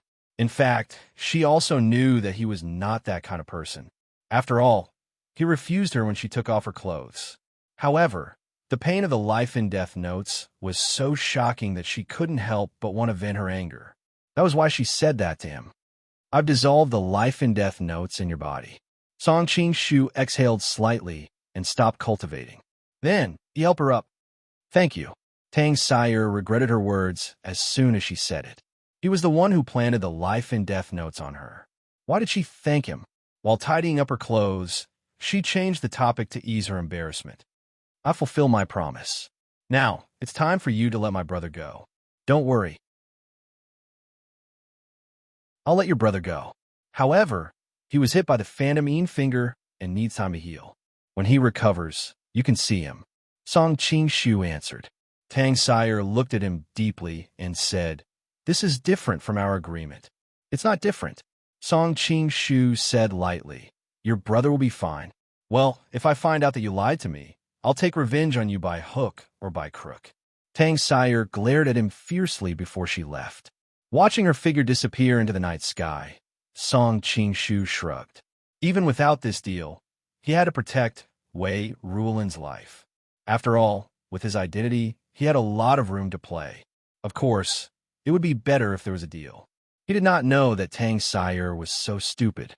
Sure, Shangyun had already made a deal with him once, but she came to him again for free.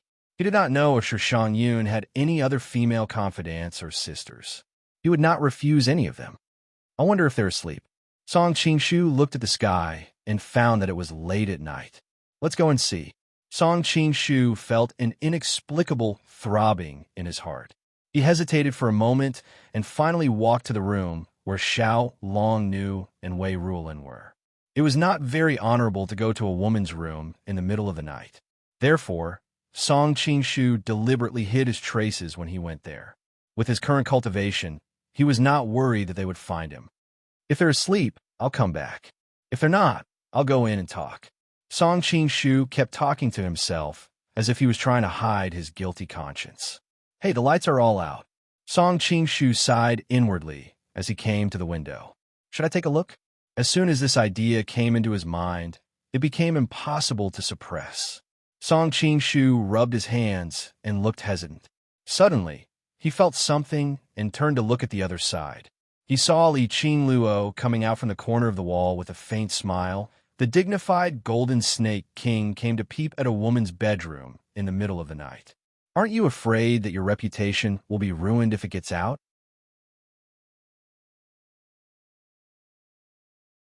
Chapter 1337. Hey, what are you doing?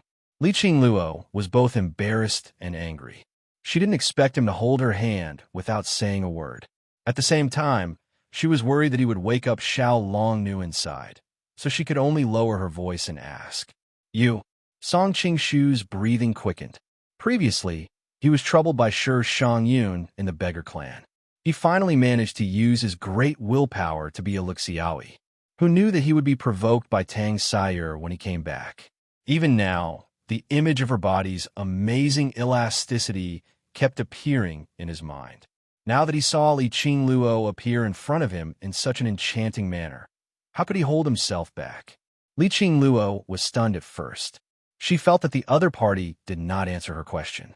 However, she was an extremely intelligent person and quickly understood the meaning of the other party's answer. In an instant, her cheeks blushed and her red lips opened. But in the end, she did not say anything. She had originally come here to denounce him. After all, Song Qing-shu had done such a thing to her last time. She had to settle the score with him. Unfortunately, she had first brought Xiao Longnu to visit her parents' old home. Now that she finally had some free time, she was thinking about how to make things difficult for Song Qing-shu, who knew that the other party would not play by the rules and caught her unprepared.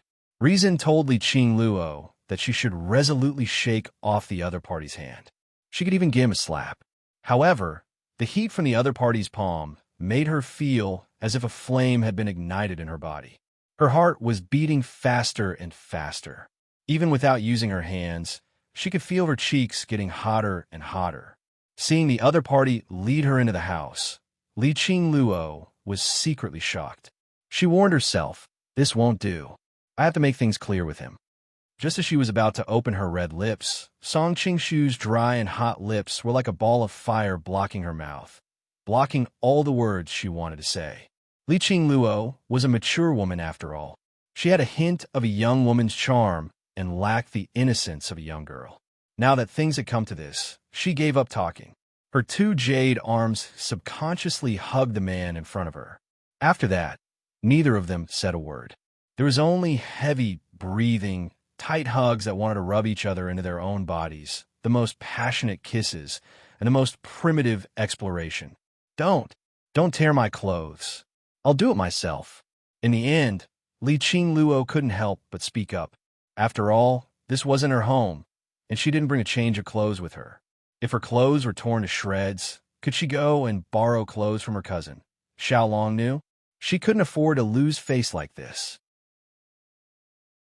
Watching Li Qingluo unbutton her clothes, Song Qing-shu couldn't help but admire that mature women were indeed different from young and inexperienced girls.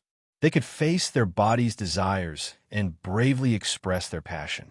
However, Song Qing-shu was still not satisfied with Li Qingluo's speed because of Shi Shangyun and Tang Sire. He simply carried her to the table and used his other hand to sweep the things on the table to the ground. The crisp sound of bowls and plates falling to the ground alerted the servants in the residence. They exclaimed and rushed over. "Young master, what happened?" As soon as they stepped through the door, they were shocked to find a girl who looked like a weak scholar. She never dared to go against the rules in this aspect. and the two had always treated each other with respect. Therefore, Song Qingshu's request made her nervous and excited at the same time. Biting her lips, Li Qingluo's phoenix eyes revealed a hint of flirtatiousness. She dispelled the thought of refusing and opened her body and mind to welcome the man on top of her. The next day, when they were eating breakfast together, Xiao Longnu looked at Li Qingluo strangely. "Cousin, your face seems to be much rosier than yesterday." "Really?"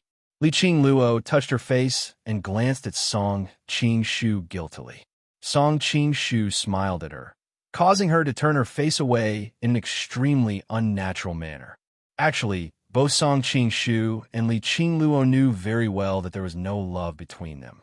There was only some instinctive attraction between them. For Li Qingluo, her husband died early, and it was difficult to say that there was any feelings between them.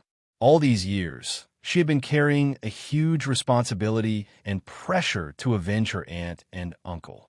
In front of the White Lotus Society's Holy Mother, who was wanted by the Southern Song dynasty, she was extremely nervous, both physically and mentally.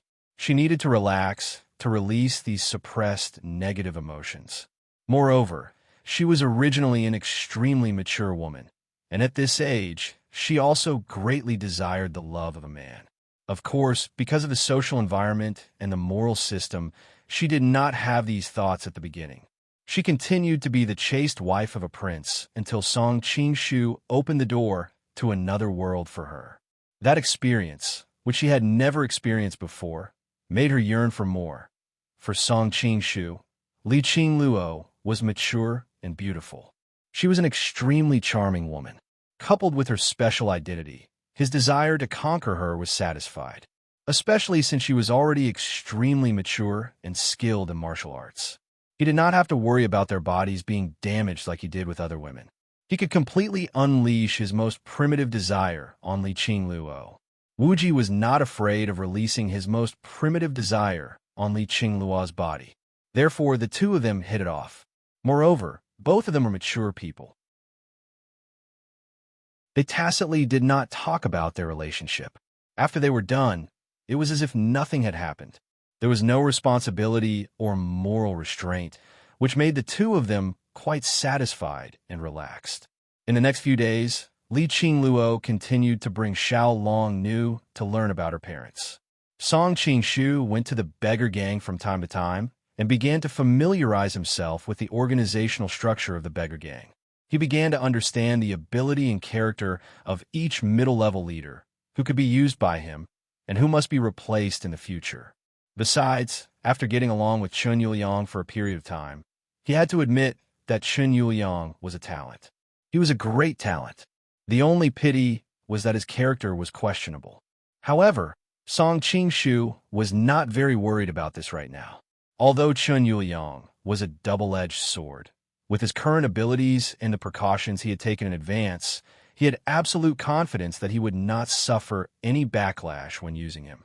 After Chun Yuliang's arrangement and operation during this period, the whole streets and alleys of Lin were discussing the injustice of Yu Fei's murder.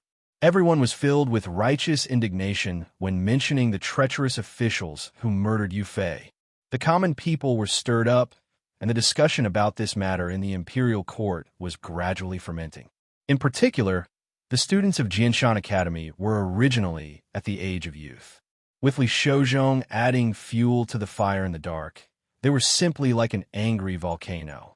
It was unknown how many times they spontaneously organized to write petitions to the emperor.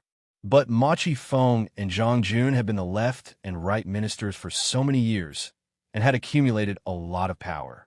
Every time, there would be subordinates who would help them resolve these threats. But the greater the pressure, the stronger the resistance.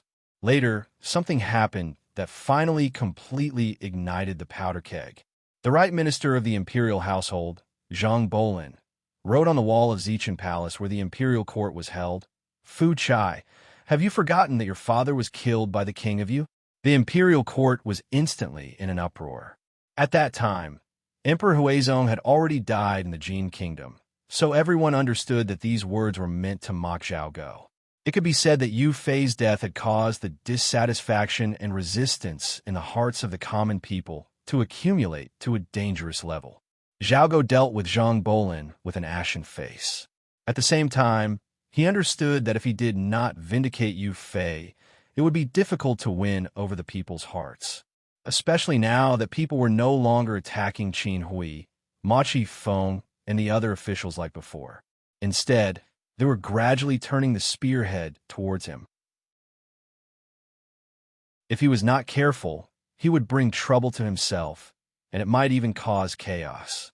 Now that things had come to this, he could only make a prompt decision and abandon the rook to save the king. Anyway, Qin Hui was already dead, and the actions of the other two main culprits, Ma Qifeng and Zhang Jun, were too disappointing.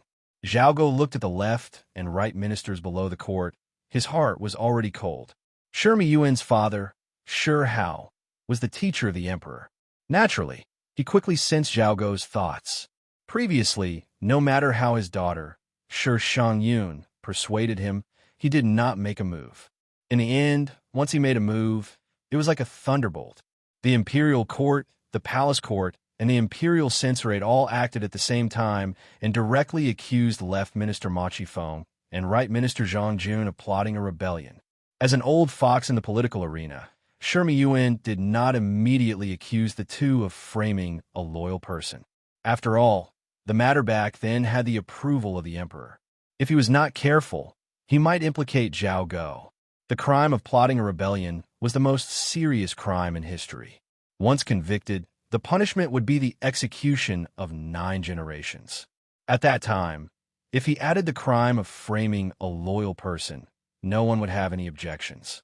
And the accusation of the two of them plotting a rebellion was not made up out of nothing.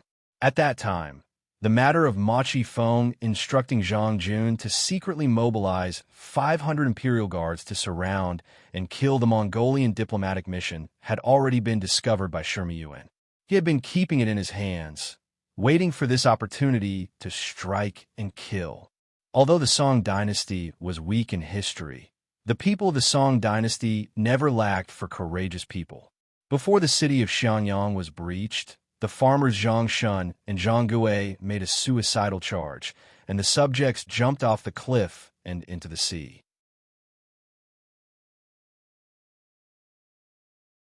Chapter 1338. As the saying goes, everyone kicks a wall when it is down. In addition, Ma Qi and Zhang Jun had done many unjust things and had long offended a large number of people. Now that they had the chance, they swarmed over like sharks that smell blood. Very quickly, the voices of the two were drowned out. Feeling the crowd's agitation, Zhao Go was frightened. Worried that he would be dragged into this, he immediately summoned the guards in the imperial court to throw the two into prison. The system of remonstrance, the students of the imperial college, and the citizens all listed the crimes of the two. Even the matter of Ma Qi hiring a killer to kill her daughter-in-law was dug up. There was no suspense about the two's ending. The only surprise was that the two committed suicide in the prison. When Song Qingshu heard the news, he laughed coldly. It was obvious that the person in the palace did not want them to live to prevent them from saying things that they should not. After dealing with Ma Qi and Zhang Jun, Yu Fei's rehabilitation was completed. The imperial court quickly announced to the world. Yu Fei started his career in the army, and within a few years, he became a general. He was loyal in matters, had the ability to command people, and did not boast. His legacy is still remembered today. Last winter, when he went out to defend Yizhou, his troops were not disturbed, and his movements were disciplined. The credit goes to Yu Fei. Although Yu Fei passed away, the emperor did not forget him. Today, in accordance with the emperor's will, he will be restored to his official position, with the title of Wumu and the posthumous title of Prince of Yi. His funeral will be changed, and he will be hired. Because Yu Fei's body had mysteriously disappeared after he was murdered, there was no way to bury him. The imperial court had no choice but to issue a reward. Anyone with clues to Yu Fei's body would be rewarded with 500 strings of silver. Originally, this was a helpless move. After all, Yu Fei had been murdered for so many years. the hope of finding his body was very small. The imperial court had already prepared to build a cenotaph for him. Unexpectedly, on the day the imperial edict was issued, a young man came to the imperial court and claimed that he knew where Yu Fei's body was. Looking at his age, the imperial court thought that he was here to swindle the reward. After asking, the entire imperial court was shocked. It turned out that he was the son of Kuei Shun, and Kuei Shun just happened to be a prison guard in the Supreme Court where Yu Fei was imprisoned. Although Kuei Shun's status was low and he was uncultured, he was loyal and had always admired Yu Fei. He knew that Yu Fei was framed. Unfortunately, even the Supreme Court officials Li Ruopu and He Yinyu, who spoke up for Yu Fei, were immediately dismissed and framed. What could a mere prison guard like him do? Especially when he thought of his parents, wife, and children, he could only do his best to take care of Yu Fei in prison, so that he would suffer less. When Yu Fei was murdered, he wrote in prison, "The sun is bright, the sun is bright." Kuei Shun's blood rushed to his head when he saw this. Risking his life, he carried the body out of the city that very night and secretly buried it next to the Juku Song Temple. In order to identify Yu Fei in the future, Kuei Shun also tied Yu Fei's jade bracelet to his waist and planted 2 orange trees in front of the grave. When Yu Fei's body disappeared, Qin Hui and Wan Qifeng were furious and ordered a thorough investigation. However, many prison guards of the Supreme Court were loyal, and although some guessed that it was Kuei Shun's doing, no one reported it. Kuei Shun buried this secret in his heart until his death. He told his son about it and said, "Marshal Yu is loyal to the country. In the future, there will be a day when he will be cleared of all injustice." His son carried on his father's dying wish and kept this secret. It was only when Qin Hui fell from power, Wan Qifeng, Zhang Jun, and the other main culprits were dead, and the imperial court issued a public order to rehabilitate Yu Fei did he report this matter. When Yu Fei's body was moved from the Juku Song Temple to the Qixia Ridge by the West Lake, Li Qingluo burst into tears. Xiao Longnu vomited a mouthful of blood and fainted. If Song Qingshu had not quickly held her in his arms, her beautiful and refined face would have been intimately touched by the sand and stones on the ground. The ancient tomb sect's Jade Maidenheart Sutra requires the practitioner to abandon the 7 emotions and 6 desires. It's too inhumane. If one's emotions fluctuate slightly, one's jinqi will either reverse or vomit blood. She really can't practice it anymore. It just so happens that the everlasting youth art that I extorted from Tang Sire is very suitable for her. I'll teach it to her when she wakes up. Song Qingshu secretly made up his mind. Originally, he wanted to take Xiao Longnu home to rest. However, he thought that if she was awake, she might not be willing to leave. Therefore, Song Qingshu held Xiao Longnu in his arms throughout the entire Yu Fei's burial ceremony. Finally, when he saw the words King Song Yu's tomb on the stone tablet, Song Qingshu's heart was in turmoil. He secretly said to Yu Fei, "Lord Yu, I will definitely take good care of your daughter and your undying wish of returning my country. However, it's not returning my country to the Zhao and Song families, but to the millions of Chinese people." When they returned home, Xiao Longnu finally woke up. Hearing that Song Qingshu had witnessed the whole process of her father's burial ceremony with his arms around her, her heart warmed. She said softly, "Thank you." Li Qingluo, who was standing by the side, saw that half of her body was leaning on Song Qingshu's arms, but she did not show any shyness or anger. It seemed that she was used to this kind of hugging. Li Qingluo frowned slightly and could not help but worry. It was not because she was jealous. After all, the relationship between her and Song Qingshu did not involve love. It was completely a physical need between a mature man and a woman. She was worried because she knew that a playboy like Song Qingshu was not a good match for her cousin, especially with the group of women in the Golden Snake Camp. If her cousin really fell in love with him, she might not be happy in this life. After comforting Xiao Longnu with a few words, Song Qingshu suddenly thought of a previous idea. He immediately said, "Don't practice the Jade Girl's Heart Sutra anymore. I will teach you another martial art." Whether in terms of power or subtlety, it is above the Jade Girl's Heart Sutra. But this martial art is the result of ancestor grandma's hard work. Back then, Master didn't even teach senior sister, but passed it on to me. How can I let her down?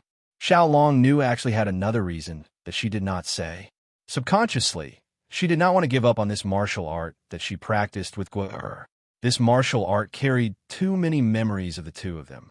In fact, according to her usual personality, she would say whatever was on her mind. But this time, she didn't know why. But when she saw Song Qingshu's concerned expression, she subconsciously didn't want to mention another man in front of him. Is this what Annie would talked about in the past? Xiao Long Nu's heart was in a trance for a moment. But the Jade Girl's Heart Sutra has too many flaws. Once you get emotional, something bad will happen. Over the years, how many times have you been in danger? If it wasn't for me secretly guiding your chi, I'm afraid you would have gone mad again. What if I wasn't by your side? I don't want you to go mad alone and meet Gong Sunji. If he saved you, you would marry him to repay him. Song Qingshu said impatiently. Hearing him mention this, Xiao Long Nu's face turned slightly red. She mumbled, that wasn't to repay him. Okay, let's not argue about this anymore. Song Qingshu's tone was unquestionable. From today onwards, you will practice the art of eternal youth. Also, I will teach you the bone forging section of a 9-yin manual. When you cultivate your chi, you will get twice the results with half the effort. Xiao Long Nu nodded slightly and answered. Song Qingshu's generosity made Li Qingluo a little jealous. It was one thing for Xiao Long Nu to not know how powerful these two martial arts were, but as the White Lotus cult mother, she naturally knew how powerful these two martial arts were. One of them caused the 5 greats of the Central Plains to fight against each other, while the other was the Heavenly Mountain Maiden's ultimate technique that killed without a second move. And yet, he just casually gave it to a girl who was not related to him. This bastard sure is willing to pay a lot to pick up a girl. Li Qingluo secretly spat. She really did not want to see her cousin continue to lie in Song Qingshu's embrace. Li Qingluo coughed and took the opportunity to pull her over. She said, right now, the imperial court is searching for youngest uncle's descendants. I don't know if they can find your brothers. After the matter of moving the burial was completed, the most important thing was to search for Yu Fei's descendants as mentioned in the imperial edict. Naturally, there was no need to search for Xiao Long Nu. She looked almost exactly the same as her mother back then. Anyone could tell that she was Yu Fei's daughter. However, she was a girl, so the special employment mentioned in the imperial edict did not apply to her. My brothers. Xiao Long Nu blinked her large, limpid eyes. As expected, her attention was instantly diverted. Previously, I was afraid that you would be sad, so I didn't mention this matter. Li Qingluo sighed and began to explain. Your father had 5 sons and 2 daughters. The eldest son Yu Yun, the second son Yu Lei, the third son Yu Lin, the fourth son Yu Zhen, the 5th son Yu Ting, and the eldest daughter Yu An's mother were all born by her father's ex-wife. You, the youngest daughter, were born by my youngest aunt. Song Qingshu had a strange expression on his face. When Yu Fei was killed, he was only in his 30s, but he actually had so many children. The people of this era were really efficient in this aspect. It seemed that it was time for him to consider the issue of having children. Otherwise, with so many women around me without a single child, not only would my confidants have wild thoughts, but my subordinates would also feel uneasy. Li Qingluo didn't know that his mind had wandered so far away. She continued to explain, Yu Yun and his subordinate Zhang Xian were sent to the Supreme Court's prison along with your father. Yu Lei was exiled to Lingnan. Yu An's mother was not investigated because she was married. Yu Lin, Yu Zhen, and Yu Ting were still young at that time. They were raised in their old home in Zhejiang and didn't follow their parents to Lin. That night, they escaped the calamity. However, considering that Yu Lei was killed by an assassin in the exiled land, the other 3 must have met with misfortune. I have been investigating openly and secretly all these years, but I couldn't find any news about them. Li Qingluo bit her lips, her eyes revealing a deep-seated hatred. Ma Chi-chun and Zhang Jun, Those two bastards died too lightly. Song Qing-shu was about to comfort the two women when suddenly a servant girl ran in and reported, "Young master, there's a lady outside who wants to see you." Xiao Long Nu's ears moved slightly, but she still remained expressionless. "Is it Miss Shi?" Song Qing-shu asked. Since Shi Miyuan had already initiated the remonstrance, it was about time for Shi Shangyun to come and find him. "It's not Miss Shi." The servant girl shook her head. Shi Shangyun had a great reputation among the young ladies in Lin and City. This servant girl had seen her before. "Then who is it?" Song Qing-shu couldn't help but be startled. Li Qingluo was already in a bad mood. When she heard this, it added fuel to the fire. She spoke rudely. "It must be another one of your womanizing debts. In history, Yu Lin, Yu Zhen, and Yu Ting were all born by Yu Fei's second wife, Li Hua. This place felt that Li Songhai's image as a fairy sister would be damaged if she had too many children, so it was changed."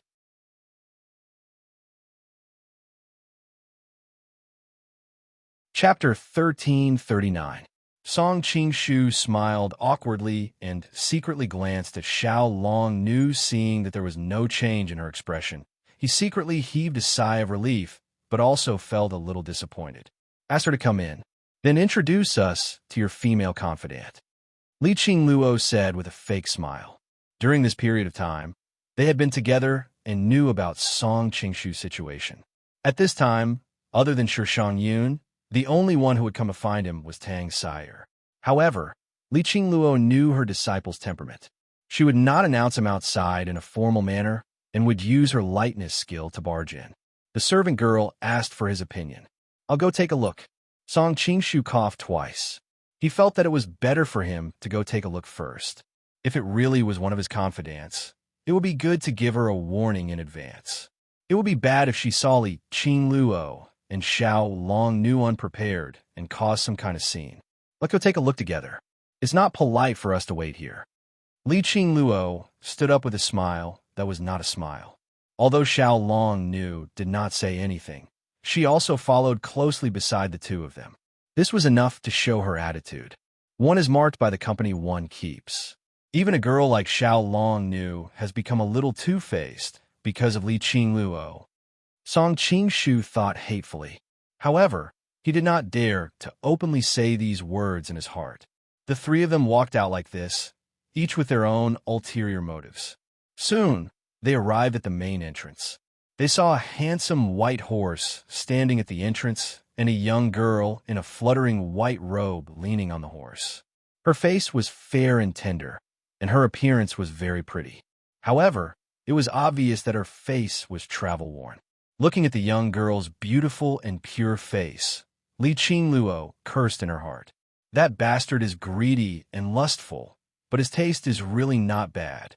As she sighed, she suddenly thought that this was a disguised praise for her. The corners of her mouth could not help but rise slightly. Seeing the young girl's appearance, Song Qing-shu was surprised and happy. "Miss Shui, why are you here?" This young girl was the female lead of the Linking City Secrets, Shui Sheng. It had been some time since they last met at the Golden Snake Camp. "Brother Song." Seeing Song Qing-shu, Shui Sheng's eyes shone with a brilliant light, and she threw herself into his arms with a wisp of fragrant wind. Song Qing-shu's whole body stiffened. Feeling her slightly trembling body, he couldn't help but feel a sense of tenderness in his heart. He stretched out his arms and held her in his arms. "You've become haggard recently." Cough, cough. Li Qingluo, who was at the side, had goosebumps all over her body. She couldn't help but cough twice. Only then did Shui Sheng realize that there were two outrageously beautiful women next to her. Her small face suddenly turned red. She instinctively pushed Song Qing-shu away and struggled out his arms. "Song Dage, who are they?" Let me introduce them to you. This is Madame Wang from Montois Villa, and this is Miss Long from Ancient Tomb Sect. They are both my friends." Song Qing-shu thought about it, but he really did not know how to describe his relationship with them. He could not tell Shui Sheng that among these two women, the mature one was his friend with benefits, and the young one was more than a friend, but not yet a lover, right? Nice to meet you, Madam Wang. Nice to meet you, Miss Long. Even though Shui Sheng had been praised for her beauty since she was young, the two women in front of her, one older and one younger, were so beautiful that they could not be compared to the world. The aura they exuded made her feel a little ashamed of her inferiority. Xiao Long pursed her lips into a smile and nodded at her. For a young girl like her who was not familiar with worldly affairs, this kind of etiquette was already a great improvement. Li Qingluo was much more natural. Nice to meet you, miss. Then, she turned to Song Qing and said with the ghost of a smile, Aren't you going to introduce us to this lady? I forgot. Song Qing smiled awkwardly. This is Miss Shui Sheng, the daughter of Cold Moon Sword Shui Dai, one of the four wonders of the South, fallen flowers and flowing water. Song Qing could not help but feel a little puzzled. Why does this atmosphere make it seem like the main wife has met her mistress? These women are not my wives, nor are they my lovers. Why should I feel guilty? The four wonders of the South? Li Qingluo nodded. You've always been known for your chivalry. Like father, like daughter. Song Qing knew that with her identity as the White Lotus Mother, it would be very difficult for her to take someone like the four wonders of the South seriously. She was already giving him face by praising them like this. Let's go in first. Seeing how many passers-by would glance over from time to time, Song Qing felt rather displeased inside, as if he had suffered greatly just from a few extra glances at Xiao Long and the others. He got the servant to take Shui Sheng's yabai away and take good care of her, while Song Qing led them to the main hall. Have you settled your father's funeral? Song Qing could not help but ask. Back then, something had happened to her father in the Golden Snake Camp. Afterwards, her uncle, who was also a major leader of the Golden Snake Camp, escorted Shui Dai and the others' coffins back to their hometown with her. When she heard him mention this, Shui Sheng's eyes reddened. It's all settled down. I'll bury him with my uncles so that they can continue to be sworn brothers in the afterlife. Song Qing sighed. If their spirits are watching from above, they'll thank you for doing this. When I'm free one day, I'll go pay respects to my uncle with you. Hearing that, Shui Sheng's pale cheeks flushed red. She gave an undetectable affirmative response. She did not turn him down. After all, with their relationship, it only made sense for her to bring this man back for her father to see. By the way, how did you find me here? Song Qing suddenly asked curiously. A trace of shyness flashed across Shui Sheng's white face. She replied softly, Originally, I was at home to observe mourning for my father, but then I accidentally heard the news that you were infected with the golden ripple flower. I was worried about you, so I came out to find you. I didn't know how you were now. After thinking about it, I went to the Golden Snake Camp to discuss it with Sister Agio and the others. Later, I learned from them that you were safe and sound. But I always wanted to see you in person to feel at ease, so I came in and, hearing this, Song Qing was moved and felt pity for her. She was just a young girl, and in this chaotic era of war, she had to travel north and south. She had to travel thousands of miles, and she must have suffered a lot. Seeing that Song Qing had been holding Shui Sheng's hand and asking about her well-being, Li Qingluo subconsciously glanced at her cousin on the side. Seeing that she was looking out of the window with a trace of worry between her eyebrows, she was suddenly very unhappy. She deliberately coughed and said, Song, let's talk about business first. There will be plenty of time for you to talk about love later. Shui Sheng was a little nervous because of the aura of the two peerless beauties. Hearing that, she retracted her hand as if she had been electrocuted. Song Qing glanced at Li Qingluo gloomily. Song, can't you be a little more polite to me? At the same time, he thought, when you were under me, you call me sweetly. You even call me good brother, and so on. Why did you turn against me in the blink of an eye? It's good enough that I didn't call you bastard Song. Li Qingluo snorted lightly. The corners of her mouth rose slightly.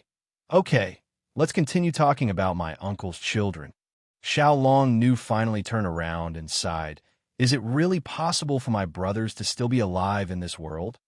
She had grown up in Gumu and had never thought that being an orphan was bad. It was only when she was with Yonghua that she felt a little bit of the warmth of being an orphan. It was a pity that Gua, when she first saw that scene in Gumu, Xiao Long knew was disheartened. Later, when she entered the palace to assassinate the emperor, she had the thought of committing suicide. Who knew that she would suddenly find news of her parents? During this time, Li Qingluo had taken her to visit some of the places where her parents had stayed. She gradually had the concept of home in her heart.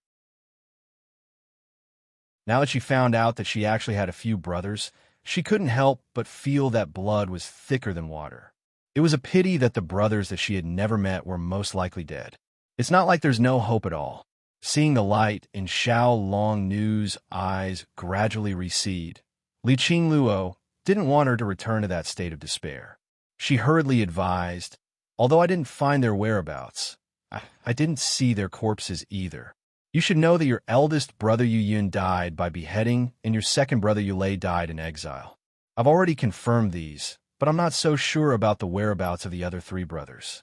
Next, I'll interrogate Machi Rua's henchmen to see if there's anyone who knows about this." "Cousin, why do you have to deliberately comfort me like this? With your influence, if you can't find anything after so many years of investigation, what can you find even if you investigate again?"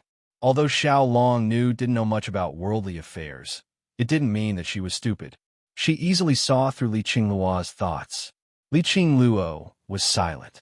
Actually, she had investigated everything that needed to be investigated. She had even secretly captured and interrogated Machi Rua's henchmen. The answer she obtained was that they had all been secretly assassinated. It was just that no one could clearly tell where their corpses were, which made her fantasize. "Are you talking about General Yu's orphans?" "I might know." At this moment, a weak voice suddenly sounded from the side. Song Qingshu, Li Qingluo, and even Xiao Longnu, who had always been indifferent to the outside world, suddenly turned around to look at the blushing Xue Sheng. "You know where they are?" Li Qingluo grabbed Xue Sheng's hand and asked excitedly. Noticing Xue Sheng's furrowed brows, Song Qingshu hurriedly pulled Li Qingluo's hand away. "Don't be so agitated. Your martial arts are so high. You're hurting me. You're the only one who has tender and protective feelings for the fair sex." Li Qingluo rolled her eyes at him, but she didn't have the time to get angry with him. She only looked eagerly at Xue Sheng. "Some time ago, when I was tidying up my father's belongings, I found a notebook." Seeing that Song Qingshu was so concerned about her, Xue Sheng felt a sweetness in her heart. She then explained, "It mentioned that my third uncle, Lu Chengfeng, was entrusted by one of his clansmen many years ago to save a few children. My third uncle was worried that he would ruin the clan's plans by himself, so he invited my father and a few other sworn brothers to go with him." "How do you know that those children are General Yu's orphans?" Li Qingluo asked suspiciously. Over the years, she had received many similar news, but unfortunately, they were all false. She knew that the greater the hope, the greater the disappointment. She didn't want her cousin to experience such pain. I guessed," Xue Sheng said awkwardly, her face red.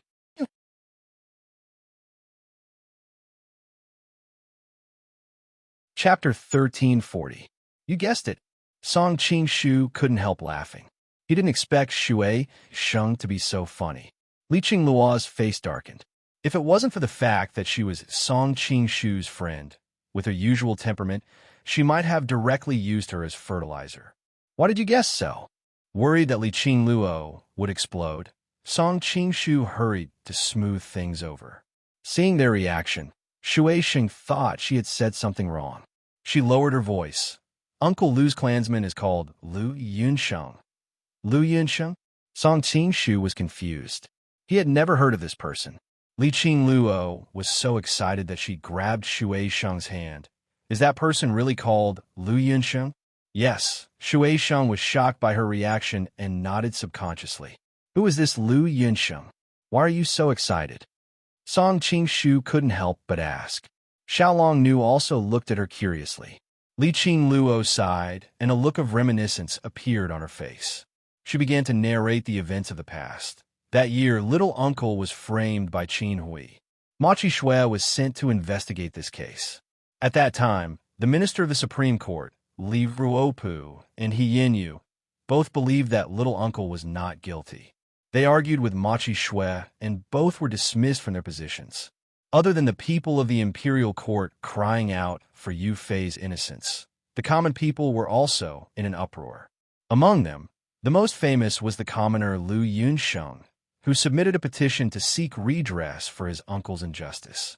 In the end, the Supreme Court was already under the control of that bastard Machi Chu, and he ordered his execution.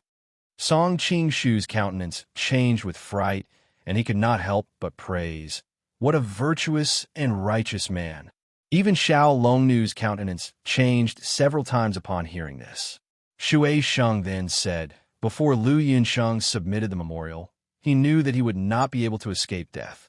So he found the famous soft cloud sword Lu Chengfeng, who is also my father's sworn brother, and asked him to go to Zhejiang to do something. Li Qingluo exclaimed. Before they came to Linen, they lived on the edge of Mount Lu in Zhejiang.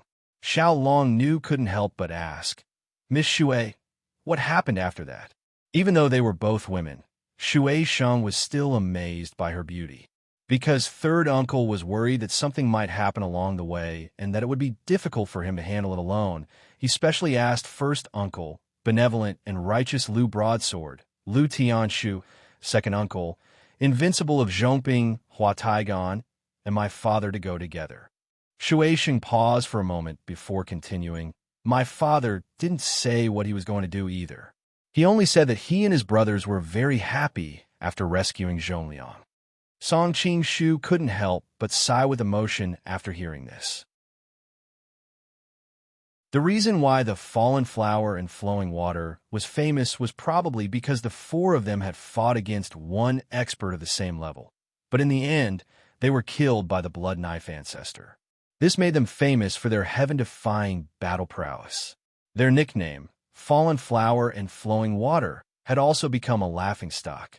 This was especially so for Hua Taigan, who had sold out his friends for glory. Previously in the Golden Snake Camp, Song Qingshu stopped Shui Sheng from killing Hua Taigan mainly because the four of them had been chivalrous all their lives. They couldn't deny everything he had done just because of one mistake. Now it seemed that it was fortunate that they didn't do anything at that time. The four of them had saved Yu Fei's orphan, which was such a righteous act. If they had killed him, at this time, Song Qingshu would definitely be condemned by his conscience. Of course, he didn't know that Hua Taigan had been killed by Qing later because of courting death. The more Li Qingluo thought about it, the more excited she became. She couldn't help but murmur to herself, "Then it all fits." When Lu Yunsheng submitted the letter, my uncle had not been killed yet, so Lu Qingfeng and the others went to Zhejiang in advance to rescue my cousins. Later, the killers sent by Qin Hui and Machi Feng must have been afraid of being blamed by their superiors, so they all unified that they had completed the task. Even Qin Hui and Machi Feng were deceived. No wonder no matter how hard I tortured those people, I couldn't get any useful information. It turns out that they were also deceived by those killers. Xiao Longnu's eyes also bloomed with a glimmer of light. "Cousin, are you saying that my brothers might still be alive?" "Yes." Li Qingluo nodded excitedly and looked at Shui Sheng with a face full of eagerness. "Miss Shui, did your father's notes record where they had saved those people?" "He didn't say it clearly," Shui Sheng said hesitantly. "But the notes did mention a few places where—" Li Qingluo hurriedly asked. Shui Sheng shook her head. "I just casually flipped through the notes at that time and didn't pay much attention to those places. I can't remember them now." "Did you bring your father's notes with you?" Li Qingluo asked, unwilling to give up. Shui Sheng still shook her head and said apologetically, "No, it's in my hometown in Jinling." Xiao Longnu's face was full of disappointment. Li Qingluo hesitated for a moment, then looked at Shui Sheng and said, "Miss Shui, I have a presumptuous request. Can you take us to your hometown?" "Of course." Shui Sheng didn't refuse. "Why don't we set off immediately?" Li Qingluo said excitedly. "Ah!" Shui Sheng looked at her in surprise. Song Qingshu furrowed his brows. I've just arrived, and you want me to accompany you on your journey? This is indeed a presumptuous request. Li Qingluo sighed faintly. I also know that this request is a bit difficult, but I have been investigating this matter for 20 years. It's not easy for me to see hope, and I don't want to drag it out for too long. What do you mean by dragging it out for too long? Song Qingshu asked curiously. In any case, the court has already announced it to the world. When young masters you hear the news, they will naturally come to the capital. Why are you in such a hurry? Li Qingluo shook her head. No, Ma Chi-chun and Zhang Jun have been prime ministers for so many years, they have already formed an incomparably large group. Now that the two of them are dead, there are still many remnants of them. For example, Zhang Ro, who is a loyal soldier in the Debi Mountains, but is actually a bandit. If they seek revenge for my master, my cousins will be in danger. Song Qingshu frowned, knowing that what she said made sense. With the grudge between Ma Chi-chun and Zhang Jun's group and Yu Fei, there was no guarantee that they wouldn't take revenge on his children. Brother Song, you don't have to worry about me. I will bring these two sisters back to Jinling. Shui Sheng suddenly said, but you have been covered in dust from the journey. No matter what, you need to rest for a few days. Song Qingshu said with a heartache. Shui Sheng shook her head and smiled. Saving young masters you is the thing that my father is most proud of in his life. If something unexpected happened and caused all his efforts to be in vain, he would not be able to rest in peace. How can I become an unfilial daughter because of a little hardship? When Shui Sheng mentioned her father, Song Qingshu didn't know how to persuade her. Moreover, Shui Sheng's face was slightly red. She glanced at Li Qingluo and Xiao Longnu, revealing an expression of wanting to say something but hesitating. Cousin, let's go pack our luggage first. Li Qingluo tactfully pulled Xiao Longnu out of the room. Seeing that they had left, Shui Sheng said, Brother Song, my father's body has not yet turned cold. According to the rules where I come from, I have to observe mourning for him for 3 years. This time, when I heard that something had happened to you, I specially came out. Now that I see that you are safe, I can rest assured. Hearing her words, Song Qingshu's heart was filled with tenderness. He gently pulled her into his arms. Shui Sheng's face was slightly red, but she didn't refuse. Big Brother Song, I really want to be with you, but I really should go back to observe the mourning period for my father. Shui Sheng leaned her face against his chest and felt his breath. Suddenly, she felt that the tiredness of the past few days had disappeared without a trace. In that case, I won't keep you any longer. When I finish my work, I will come to Jinling to find you. Song Qingshu said softly. Shui Sheng's eyes suddenly lit up. You must come. I will wait for you. Seeing her excited look, Song Qingshu suddenly had the idea to tease her. What if I accidentally forget? Shui Sheng snorted. If you dare to forget, after I observe mourning for 3 years, I will come to find you and tell the world that you have abandoned me. Hearing this, Song Qingshu was speechless. Don't use this word carelessly, okay? When did I mess around with you? Shui Sheng's face also flashed a trace of shyness. She bit her lip and whispered, You mess up my heart. Hearing this, Song Qingshu's heart warmed up, and he lowered his head to kiss her lips. With a cry, Shui Sheng hurriedly pushed him away, her face redder than rouge, and her whole body was shy and angry. I am still observing mourning for my father now. Only then did Song Qingshu realize that he had been rash. He hurriedly hugged her and coaxed her. With great difficulty, he made her change from angry to happy. Not long after, Li Qingluo and Xiao Longnu packed up their luggage. Although he was a little reluctant in his heart, Song Qingshu still sent the 3 of them to the carriage. Take good care of them. Before leaving, Song Qingshu told Li Qingluo. Li Qingluo glanced at him with a faint smile. Do you want me to take care of my cousin, or Miss Shui? Of course, Miss Shui. Song Qingshu saw through her thoughts and glared at her. Anyway, Xiao Longnu was his beloved cousin, and he would take good care of her even if he didn't say anything. You are smart. After a smile, Li Qingluo's voice became serious. After we go to Jinling to find out the information, we should immediately leave for Zhejiang. Lin's city is treacherous. You should be careful. Don't wait until the next time we come back. You are dead. Song Qingshu's lips twitched. Are you concerned about me? Or cursing me? What do you think? Li Qingluo turned around and boarded the carriage, leaving a string of coquettish laughter. By the way, don't bully my female apprentice when I am not here. Song Qingshu directly ignored her words and looked directly at Xiao Long Nu. Unfortunately, he didn't know whether there were other people present or something else, but Xiao Long Nu didn't mean to say goodbye to him and boarded the carriage early. Noticing his gaze from the window, Xiao Long Nu only gave him a slight nod before turning her gaze to the distance, causing Song Qingshu to be extremely depressed. A while ago, we were clearly so close. Why are we suddenly estranged from each other?